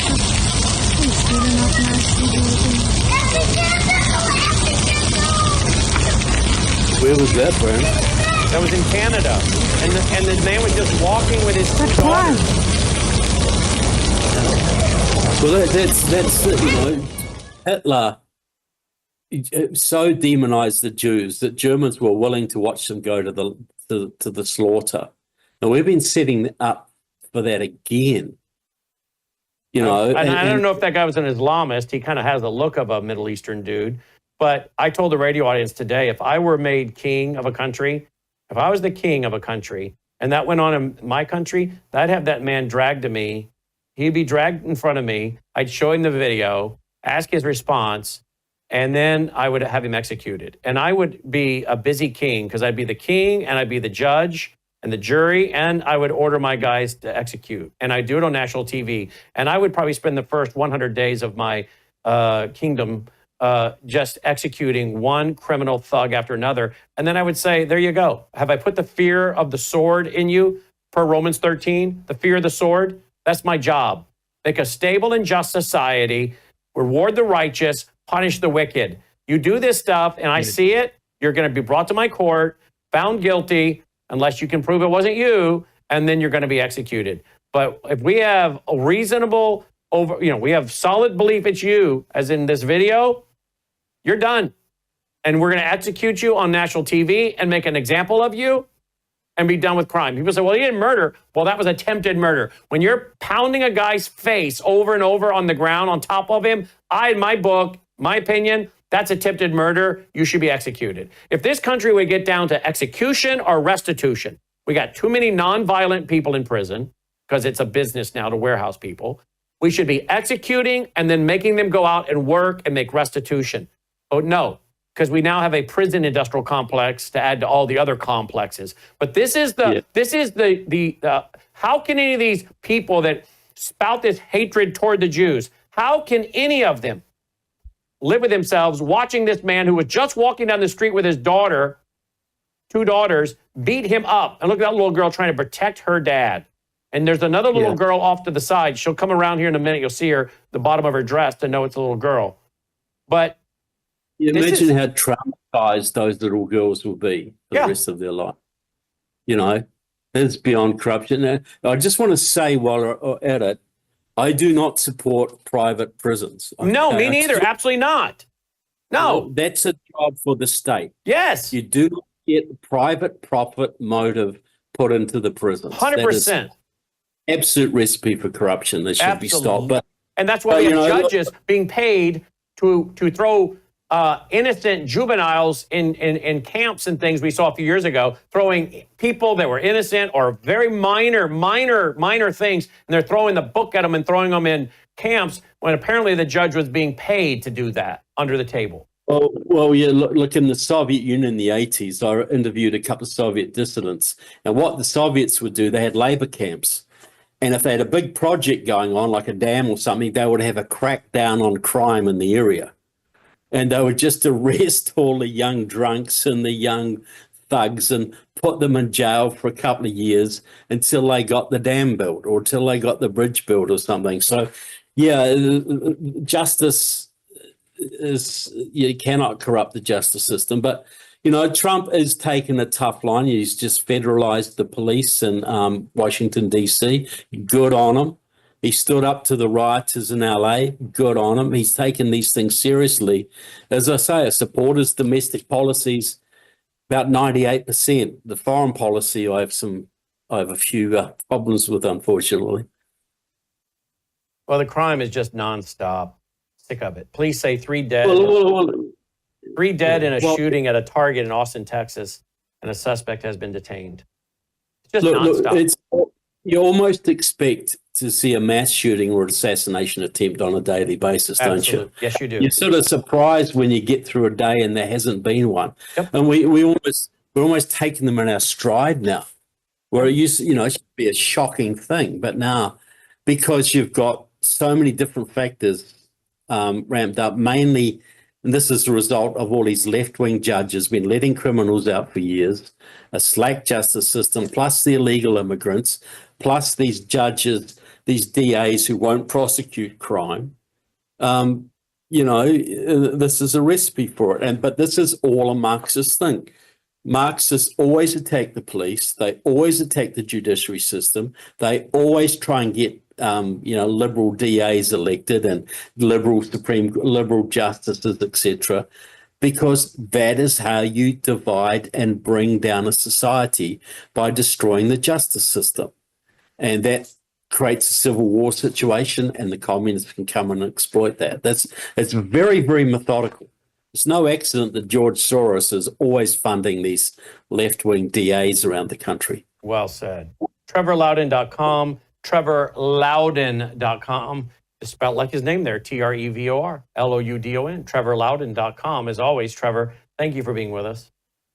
Always a pleasure, Brandon, and big shout out to all the viewers out there. Absolutely. Trevor Loudon checking in, and we'll be right back after this break. Hello, I'm Brandon House. I want to thank you for all your support at WVWFoundation.com that helps make possible pushing out 24/7 content for free.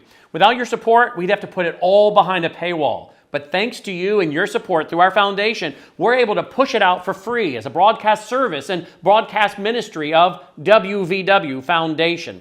Please consider going there and setting up an automatic monthly contribution, or go there and make an occasional contribution.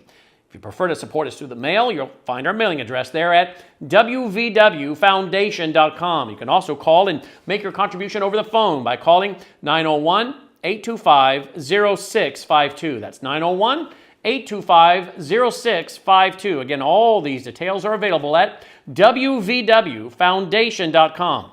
Thank you for your support as we try to help people around the world understand the times through the lens of a Christian worldview.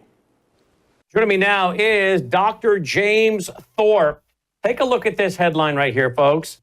CDC shooter believed COVID vaccine made him suicidal. His father tells police. All right. You guys know about the guy. It was in my Worldview report tonight.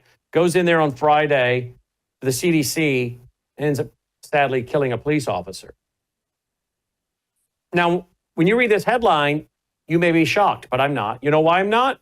Because over a year ago, our esteemed colleague, fellow broadcast partner here at Worldview Tube, Dr. James Thorpe, predicted this, that we would see more people being suicidal, having fits of rage, murder, having the inability for cognitive processing, experiencing depression, anxiety, all kinds of things he predicted based on studying his study. I think even had a peer-reviewed study out with Dr. McCullough, if I remember correctly, but he joins us because this is exactly what he was predicting. Dr. Thorpe, of course, has a show with Dr. Moon every week here on worldviewtube.com on Saturdays. I think we played on Sunday too.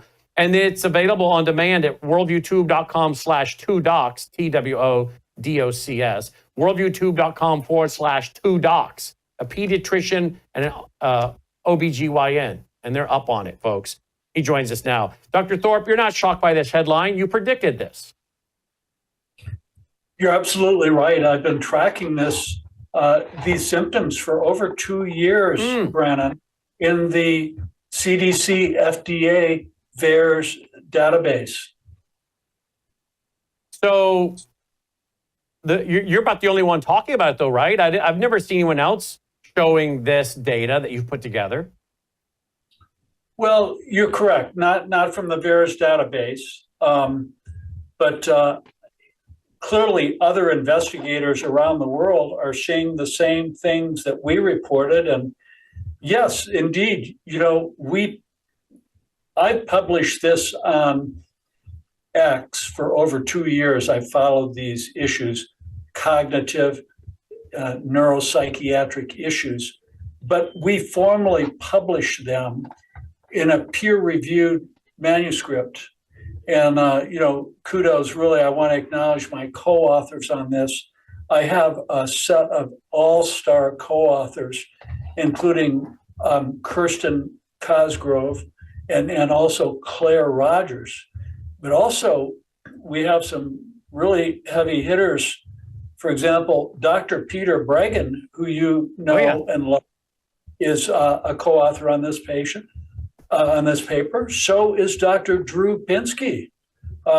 Everybody knows Dr. Drew, right? Yep. And by the way, so is high level to the White House right now, Dr. Steve Hatfield, an advisor to the White House. And also, as you mentioned, Dr. Peter McCullough. So I think that there are a stellar cast of authors here, even without me as a first author. But what we did in this study is really basic and simple. And I've been thinking about this for over 2 years, and the safety signal got so concerning to me that we went ahead and moved forward with this peer-reviewed publication in a medical journal. And so what we did basically was we looked at 86 total, what we call the lowest level of symptoms in the VAERS database.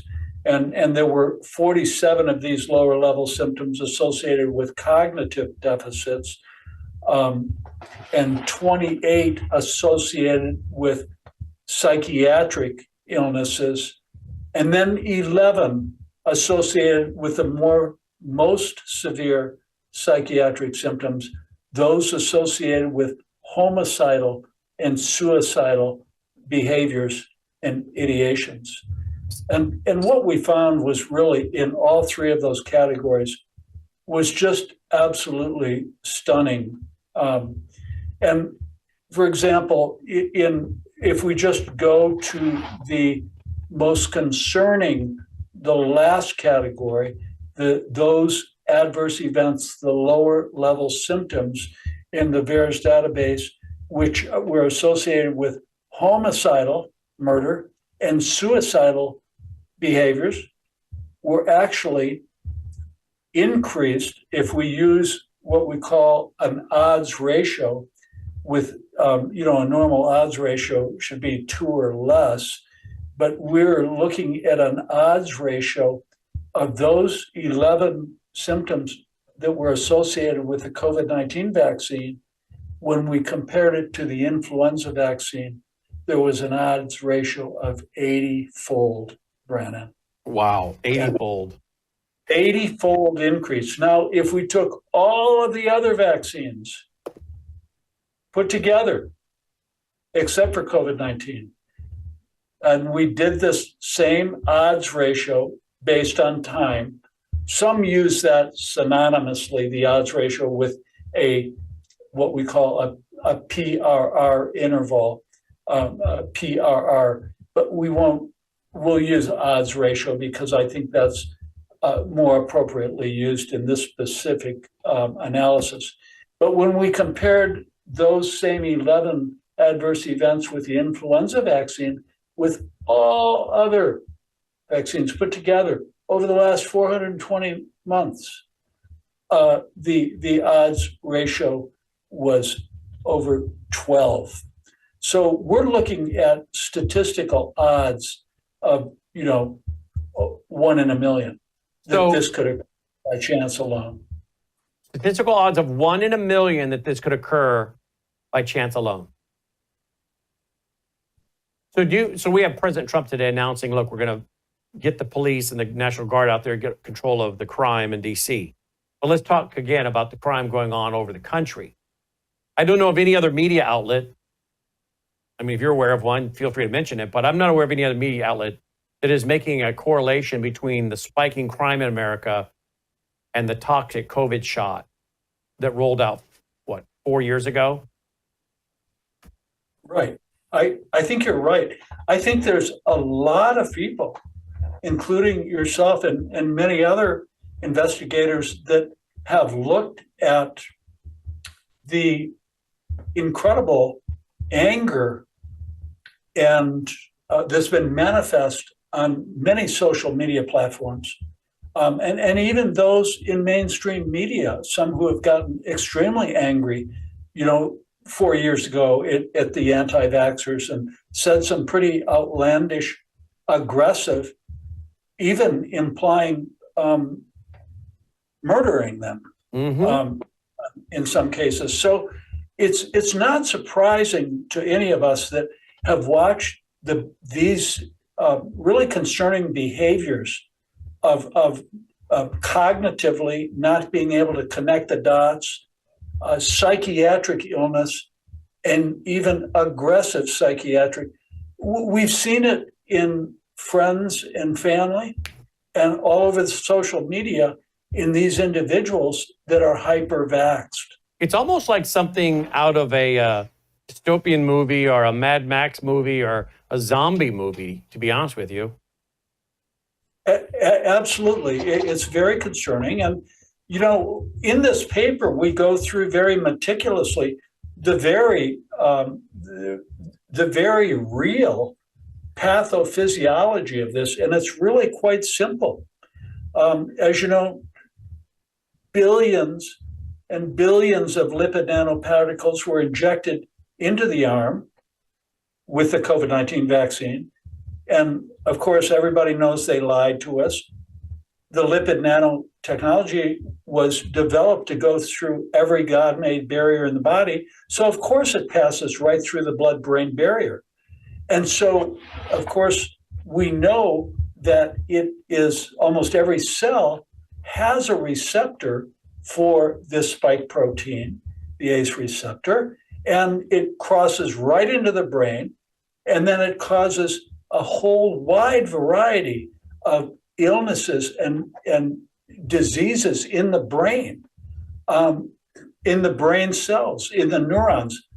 The hallmark of dysfunctional brain, whether it's associated with cognitive decline or whether it's associated with psychiatric illness, including suicidal and homicidal ideation and behavior, it's related to inflammation of the brain and the brain not working normally, the neurons not firing normally in certain areas of the brain. So, Rowe and colleagues just last year published a very large study showing exactly what we saw with the cognitive deficits. So that's not surprising at all. Interestingly, back in 2021, you may recall that there was a famous Nobel laureate. His name was Luc Montagnier from France. And he was a Nobel laureate and an expert in this area. But he published a paper, first author Perez and colleagues, that showed 26 cases of this very severe, concerning brain disease called Creutzfeldt-Jakob disease, also known as mad cow disease. And what was striking, all of these occurred after vaccination. And unlike Creutzfeldt-Jakob disease, that takes decades to manifest itself, these cases of Creutzfeldt-Jakob disease, CJD as it's called, progressed rapidly within months. Are you telling me that you say CDJ or CJD? Creutzfeldt-Jakob disease. CJD is also the equivalent of mad cow disease? Very similar, yes. So are you saying that the shot is giving some people mad cow disease? According to Perez and colleagues, and according to a former Nobel laureate, there was 26 cases in 2021. And this is well documented and published in the literature. How many would there be today in 2025? Great question. Nobody's looked at it. So again, some of these people are experiencing serious neurological brain damage. And when we see the stupidity that's rising across the world, in America, social media, and people beating up people they don't even know, confronting people they don't even know, having fits of rage over really nothing, one has to ask, is this someone with an alcoholic problem, a drug problem, some kind of manic problem of their own, or is this somebody that's had the shot, multiple shots? So again, I think most of us that track the news and follow social media where you get news the fastest, notice there seems to be this spike since 2020 in irrational, violent behavior. Now, it cannot just be occurring randomly. There has to be a cause and effect. And the only new cause would be things like, I guess, the availability of pot in all these different states now, the drugstore, gas station drugs, these gummies, and then the shot. I mean, so maybe all of them combined. Good grief. How many of these people got the shot of doing the pot and the drugstore, gas station drugs combined? And psychotropics combined? You're talking about, no wonder you're having mental breakdowns on airplanes and other places. I think you're absolutely correct. Clearly, this study, and nobody can say with absolutely certainty that this is causation, this shows causation. But in some of the criteria for causation, the epidemiological criteria, some of them are met. When you have the onset of an illness within a temporal relationship to the vaccine, and that illness is manifest, then that's part of the criteria for causal effect. Mm-hmm. Clearly, what we've demonstrated here is definitely a safety signal. And I think you're absolutely right, Brannon. This is multifactorial. I mean, the naysayers could say, well, there's a lot of other things going on. As you said, drugs, as you've said, stress in the world, marijuana, alcohol, the list goes on. The gas station gummy drugs. Yes. Well, absolutely. Take a look at what this young lady, I think Nicole Shanahan, who I think ran for VP on the ticket with RFK Jr. Listen to what she had to say. And then he started discovering things that were labeled right-wing conspiracy theories that ended up, I found quite a bit of evidence to support it. Like what? Well, the idea that the mRNA vaccine is causing infertility, right? Yeah. And the conspiracy theory was that it was a depopulation, program. Well, it actually has caused depopulation. Whether or not it was intentional, we'll find out. Yeah. But there were many people calling that out for a greater part of the last 2 years.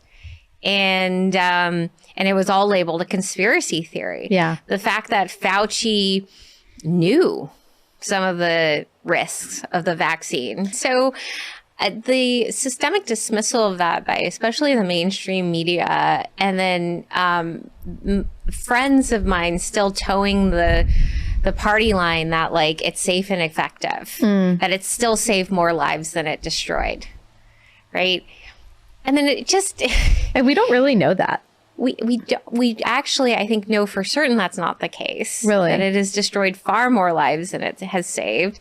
And that there The were vaccine itself? Okay, so not even just the vaccine mandate. So you believe that the vaccine itself has hurt more people than it's helped? I think pretty conclusively it hurt more people than it helped. Yeah, I think that's absolutely been proven with peer-reviewed papers by our esteemed colleague here, Dr. James Thorpe, who, by the way, if you'd like to see his broadcast, just go there.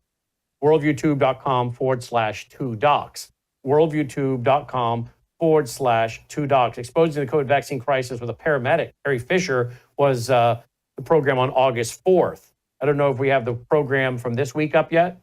That's about to go up there.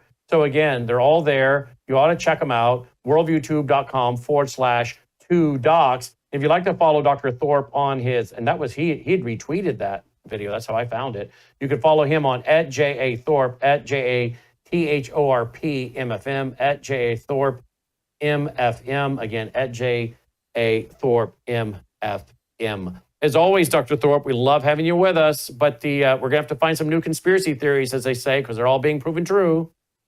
You got to love Nicole Shanahan. I've been following her, and you have to give her credit for coming out and stating this. It's just, in my opinion, her stock went sky high after I saw this interview last week. And, she could have said, oh, these are just, like CNN and the mainstream media are doing with this shooter, right? They're saying, oh, this is a right-wing terrorist, right, that's making these allegations that it was caused by the COVID-19 vaccine. That like mothers who are protesting at a school board meeting, or mother Christians that are silently praying in front of an abortion center. These are extreme right-wing terrorists. That's what they'll do, and that's what they'll try to do with this unfortunate young man that was involved with these killings. But yes, they will. I so much appreciate what you do and what your network stands for, and thanks for having me on, Brad. No, thank you, and thank you for you and Dr. Moon putting the work and energy and time and expertise into producing a great show that we're re-airing, by the way, also on our health channel, worldviewtube.com/health, as well as on our main channel, and then on demand at worldviewtube.com/2docs. Thank you as always, Doc. Appreciate you.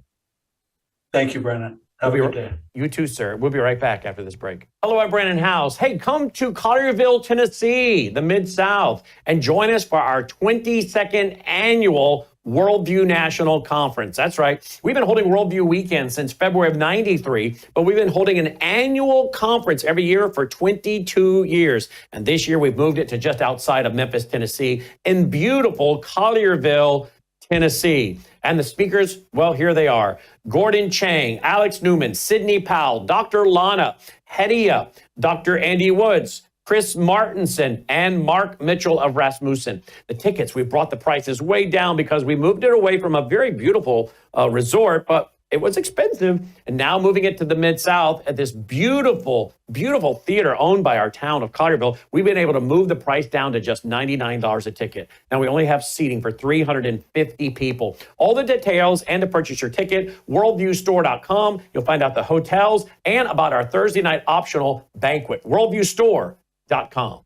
Joining me now is Tom Littleton. We asked Tom to handle our reporting on religious Trojan horse. That's the name of a book I wrote in 2011, but we have Trojan horses everywhere in the religious community. And one of the biggest, as you guys know, denominations or associations in America is the Southern Baptist Convention. So even if you say, oh, I'm not Southern Baptist, I don't care, Brandon. Well, I'm not Southern Baptist anymore. I haven't messed around with Southern Baptist for a long time. I think Tom has abandoned that sinking ship as well. But whether you are or not, folks, you need to understand, many of your pastors and young leaders are being influenced by these guys. Al Mohler, and the list goes on and on and on and on.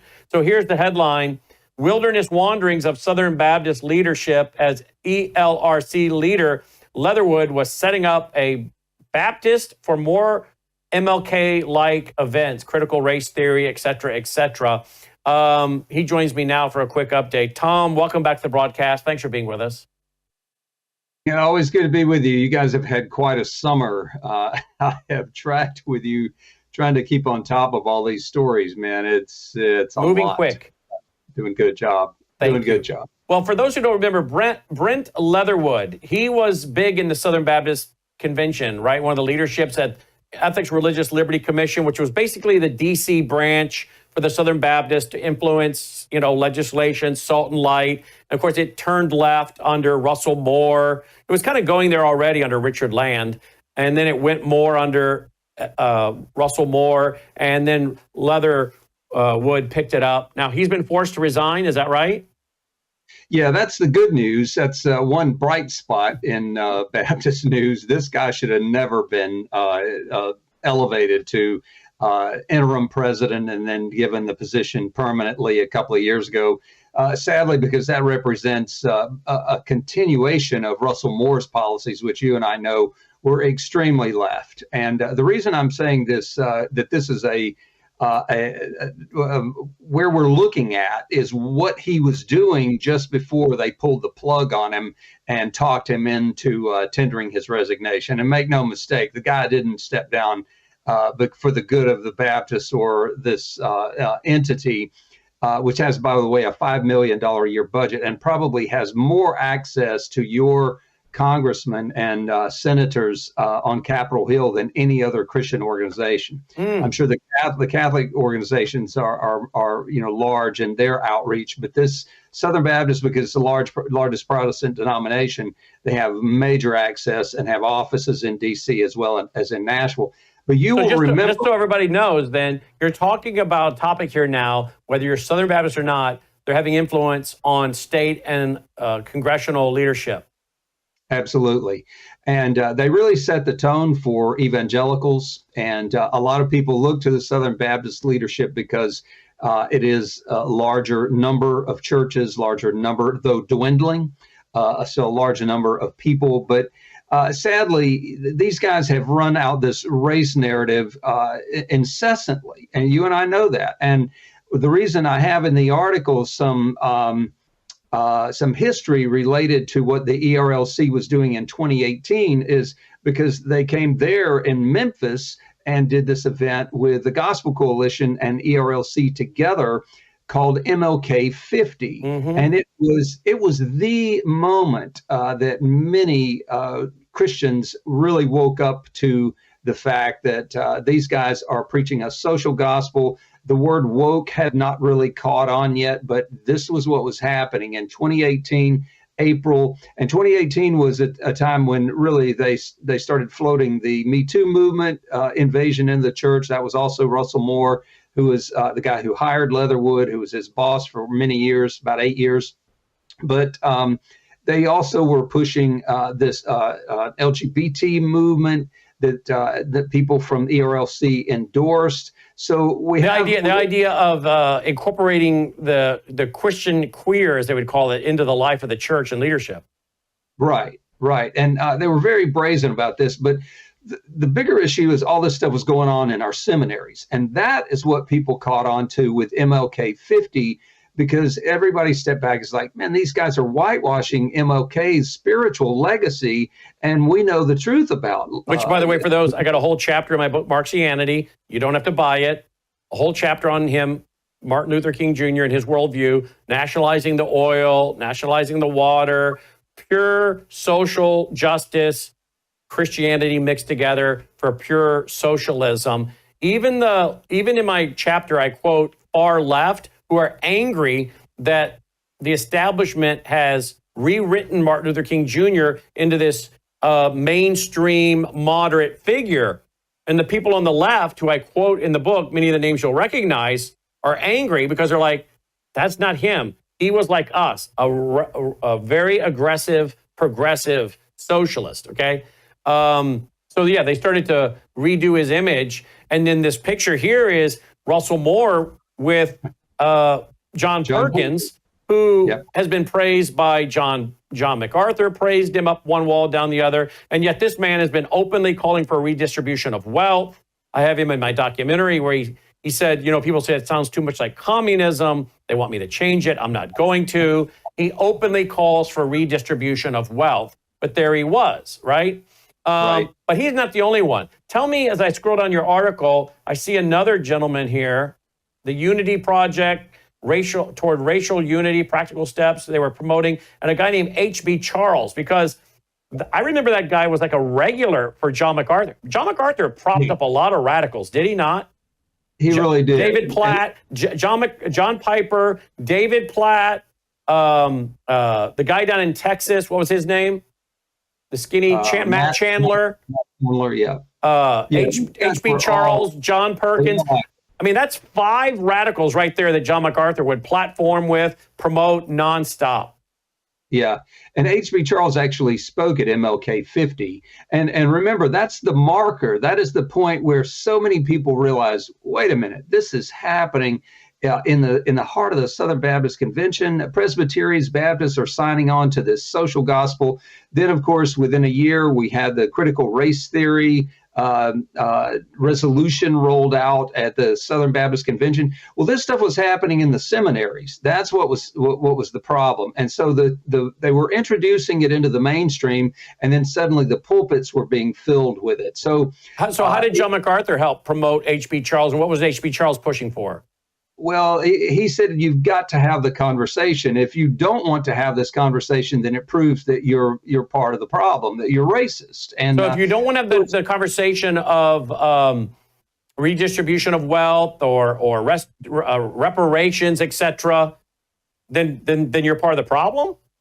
Well, if you don't want to have this continual racial reconciliation conversation that platforms and facilitates that whole narrative that you're talking about, and operates off critical race theory. So whereas the rest of us are saying, look, we're kind of past that. Yeah. You guys, none of you were slaves. None of your parents were slaves. You know, a lot of your grandparents weren't slaves. So can we just move on? You know, red and yellow, black and white, they're all precious in his sight. Jesus loves the little children of the world. Can we move on now? No, because they need this division and constant drumbeat to implement socialism into the mainstream of evangelicalism under the guise of race relations. And if you don't go along with it, you get labeled and masked with a term so that you will shut up or leave, and then they can take over. Right. And so now we have leadership development within a new organization in the closing months of Brent Leatherwood's time at the Ethics and Religious Liberties Commission following Moore. He actually joined this group called Unify Project. And we have to remember Ed Litton, who is the leader of this. He's a Mobile pastor. I live in Birmingham, Alabama. So this is South Alabama, the heart of Dixie, the Deep South. They're always running out the race relations issue here, and it's like a constant shaming and guilting. Well, this new project has been around since, I think, 2023, but Brent Leatherwood, who is still head of the ERLC, actually joined the leadership council, the steering council of this, with H.B. Charles and these other guys who are pretty radical race baiters. And so this was where the ERLC was focusing a lot of intention, a lot of its time to bring forth and bring to boil a new MLK type and CRT based legacy and discussion to keep this thing back on the forefront. And this is after what we saw with all the division related to Black Lives Matter and the 2020. People are so tired of race, and I think they're really weary and tired of the constant shaming that these leaders do, that they rely on to try to keep this conversation going. But Ed Litton, ironically, the head of this Unify Project, he was actually the one who picked up the mantle in 2018 from the MLK 50 conference. And by July, he brought John Perkins, the old friend of John MacArthur, and Russell Moore to Mobile and had an organization and an event called Shrink the Divide. It was the same message. So these guys are determined to continue to drive race and drive the division. Ironically, they're calling this a Unify project, but it is actually just more racial division that they take advantage of and then roll out their message, their social justice and woke message on top of it. I find, that if you look down the line, you'll see some of the resources. These resources are mostly either in-house resources from the ERLC, which has already been filled with all this stuff. North American Mission Board, you see there, Undivided. And we have the guys, Jarvis William, Kevin Jones, they helped develop this book called Removing the Stain of Racism from the Southern Baptist Convention.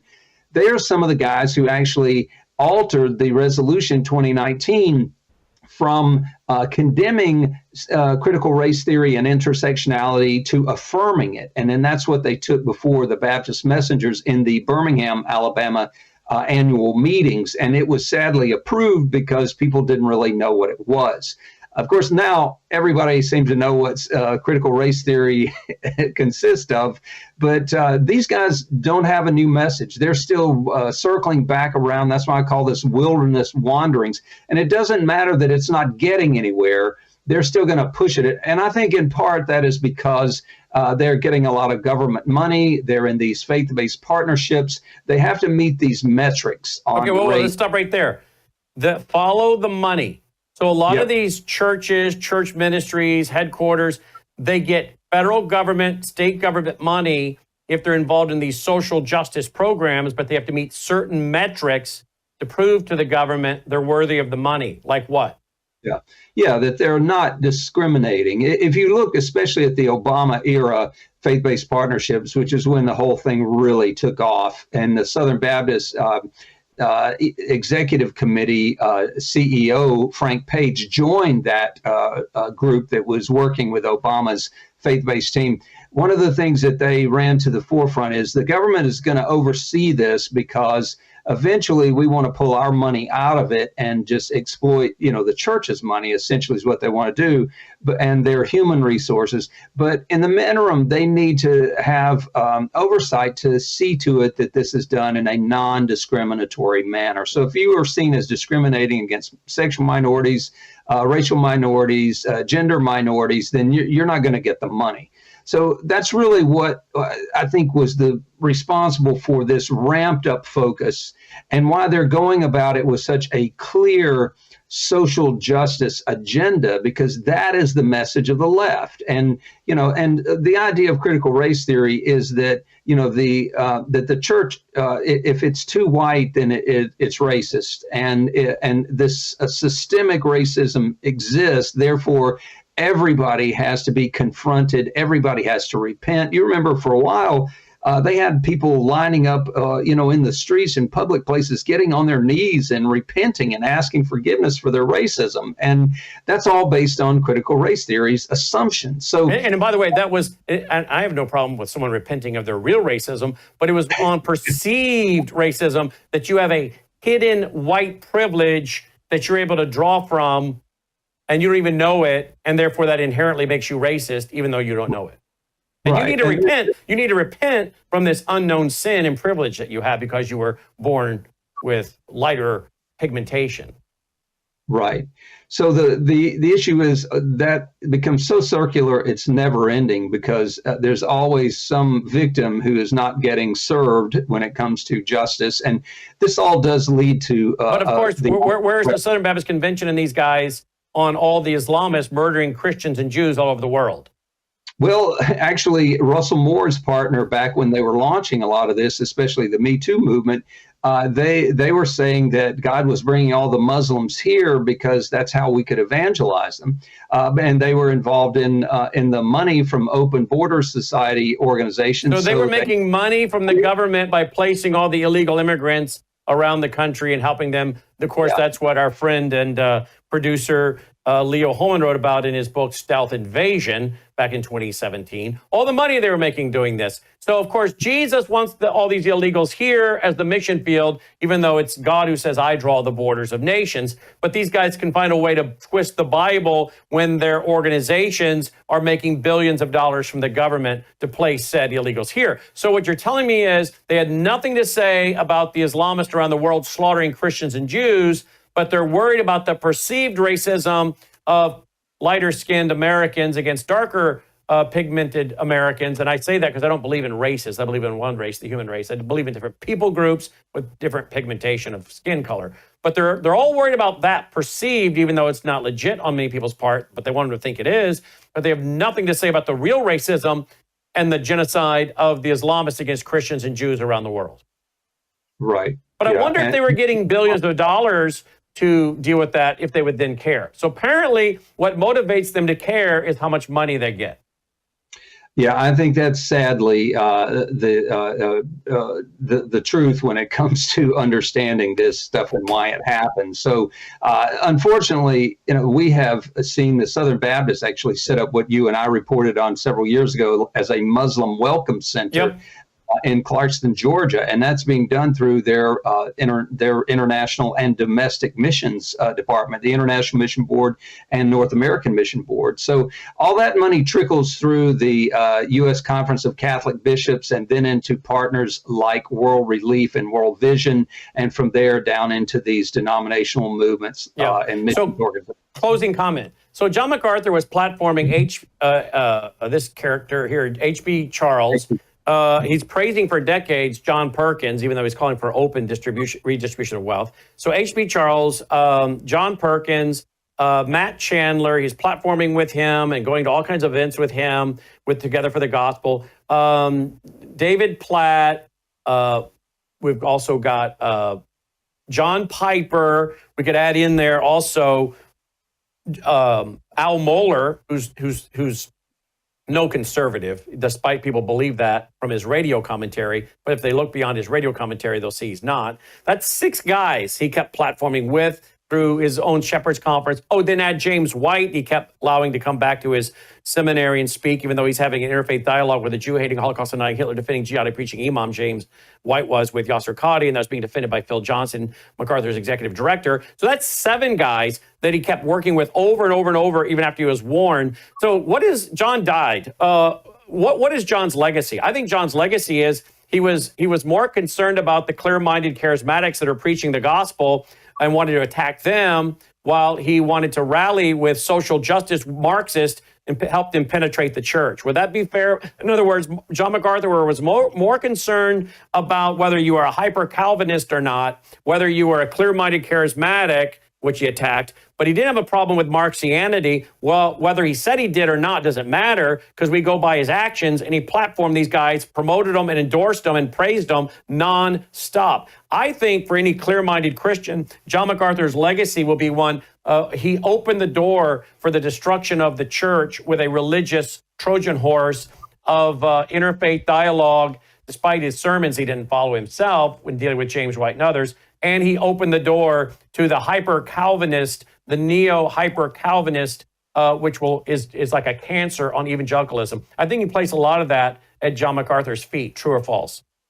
Yes, I think that's true. And sadly, 2 things. His legacy is more of duplicity and hypocrisy, and hidden behind his perceived prowess over his doctrine, his theological stance. And unfortunately, that's the charm that these people work over so many people. They can get in the pulpit and they polish theology and tell people what they want to hear and what they agree with, and they come across like they're so expert, and yet, and they write these, or they have their underlings write these study Bibles and stuff. And so everybody's wowed by their theology, and yet they're hiding what they're really doing, which is duplicitous in the background. They're doing all the things that they condemn. Here's the other sad part about. And by the way, the list of those things for MacArthur are very long.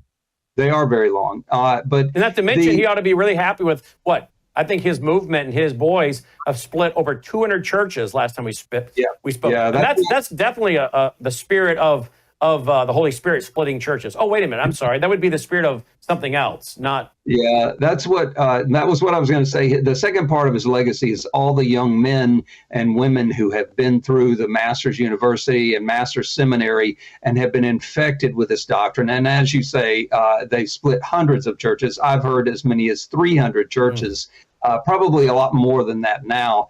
Sadly, that is the legacy of him, Al Mohler, and many of these other. They have spread this infection. These guys are super spreaders. It's a cancer. It's a cancer doctrine. Yeah. And that legacy is not going to be escaped in a generation. Did you say false doctrine?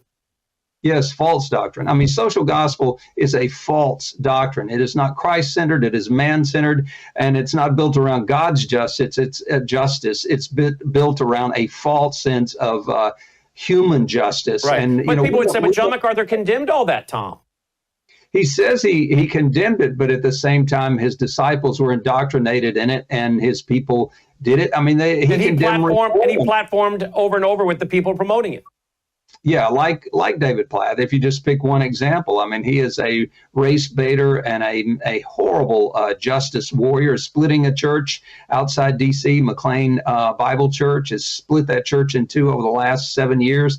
So you look at the fruit and you be honest about it, and you set aside this sort of charm that they hold over people based solely on their doctrine, and you step back and you say who these people really are and what they truly believe is borne out in the fruit that they bear, especially through their ministries and through their disciples. But back to this ERLC and Leatherwood issue. I'm afraid that what we're going to see is yet another Russell Moore disciple installed at the ERLC. And I promise you, we'll be back in a year or so on this issue, showing how the ERLC and the Southern Baptists are still riding this issue forward. They are not going to let it go. And for those who think this does not impact you because I'm not a Southern Baptist, you're wrong. They have a lot of money, a lot of sway in the nation's capital, and they are swaying a lot of people in other church denominations with their conferences and books, correct?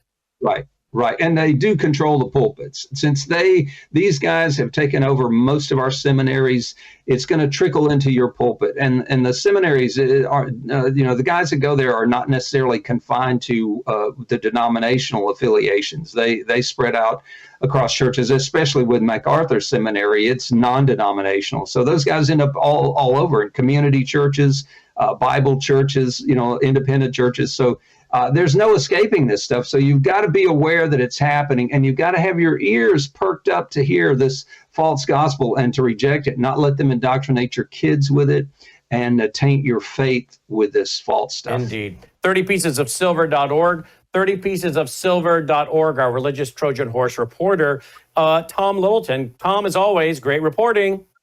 Thanks. All right, that's our broadcast for tonight. As always, please support what we're doing. We're pushing out so much content absolutely free of charge. But we need your support, folks. Worldviewfoundation.com, worldviewfoundation.com. You'll find our mailing address there if you prefer to support us through the mail. You can also use that phone number, text, or call Melissa. Leave her a voicemail or text her. She'll get back to you, help you make a contribution over the phone. It's vital we hear from you, folks. Absolutely vital. Okay? I don't know how to ask you any more bluntly than it takes a lot of money to keep this network going, and it's very expensive to push out free programming. So we have to have your support. Will you? Thank you for doing that. Thank you to those that already are. If you can, please do so. Worldviewfoundation.com, worldviewfoundation.com. Till next time, I'm Brandon House. Thanks for watching.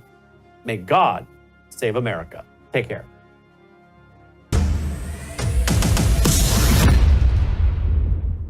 Education, work, responsibility. What we think about these depends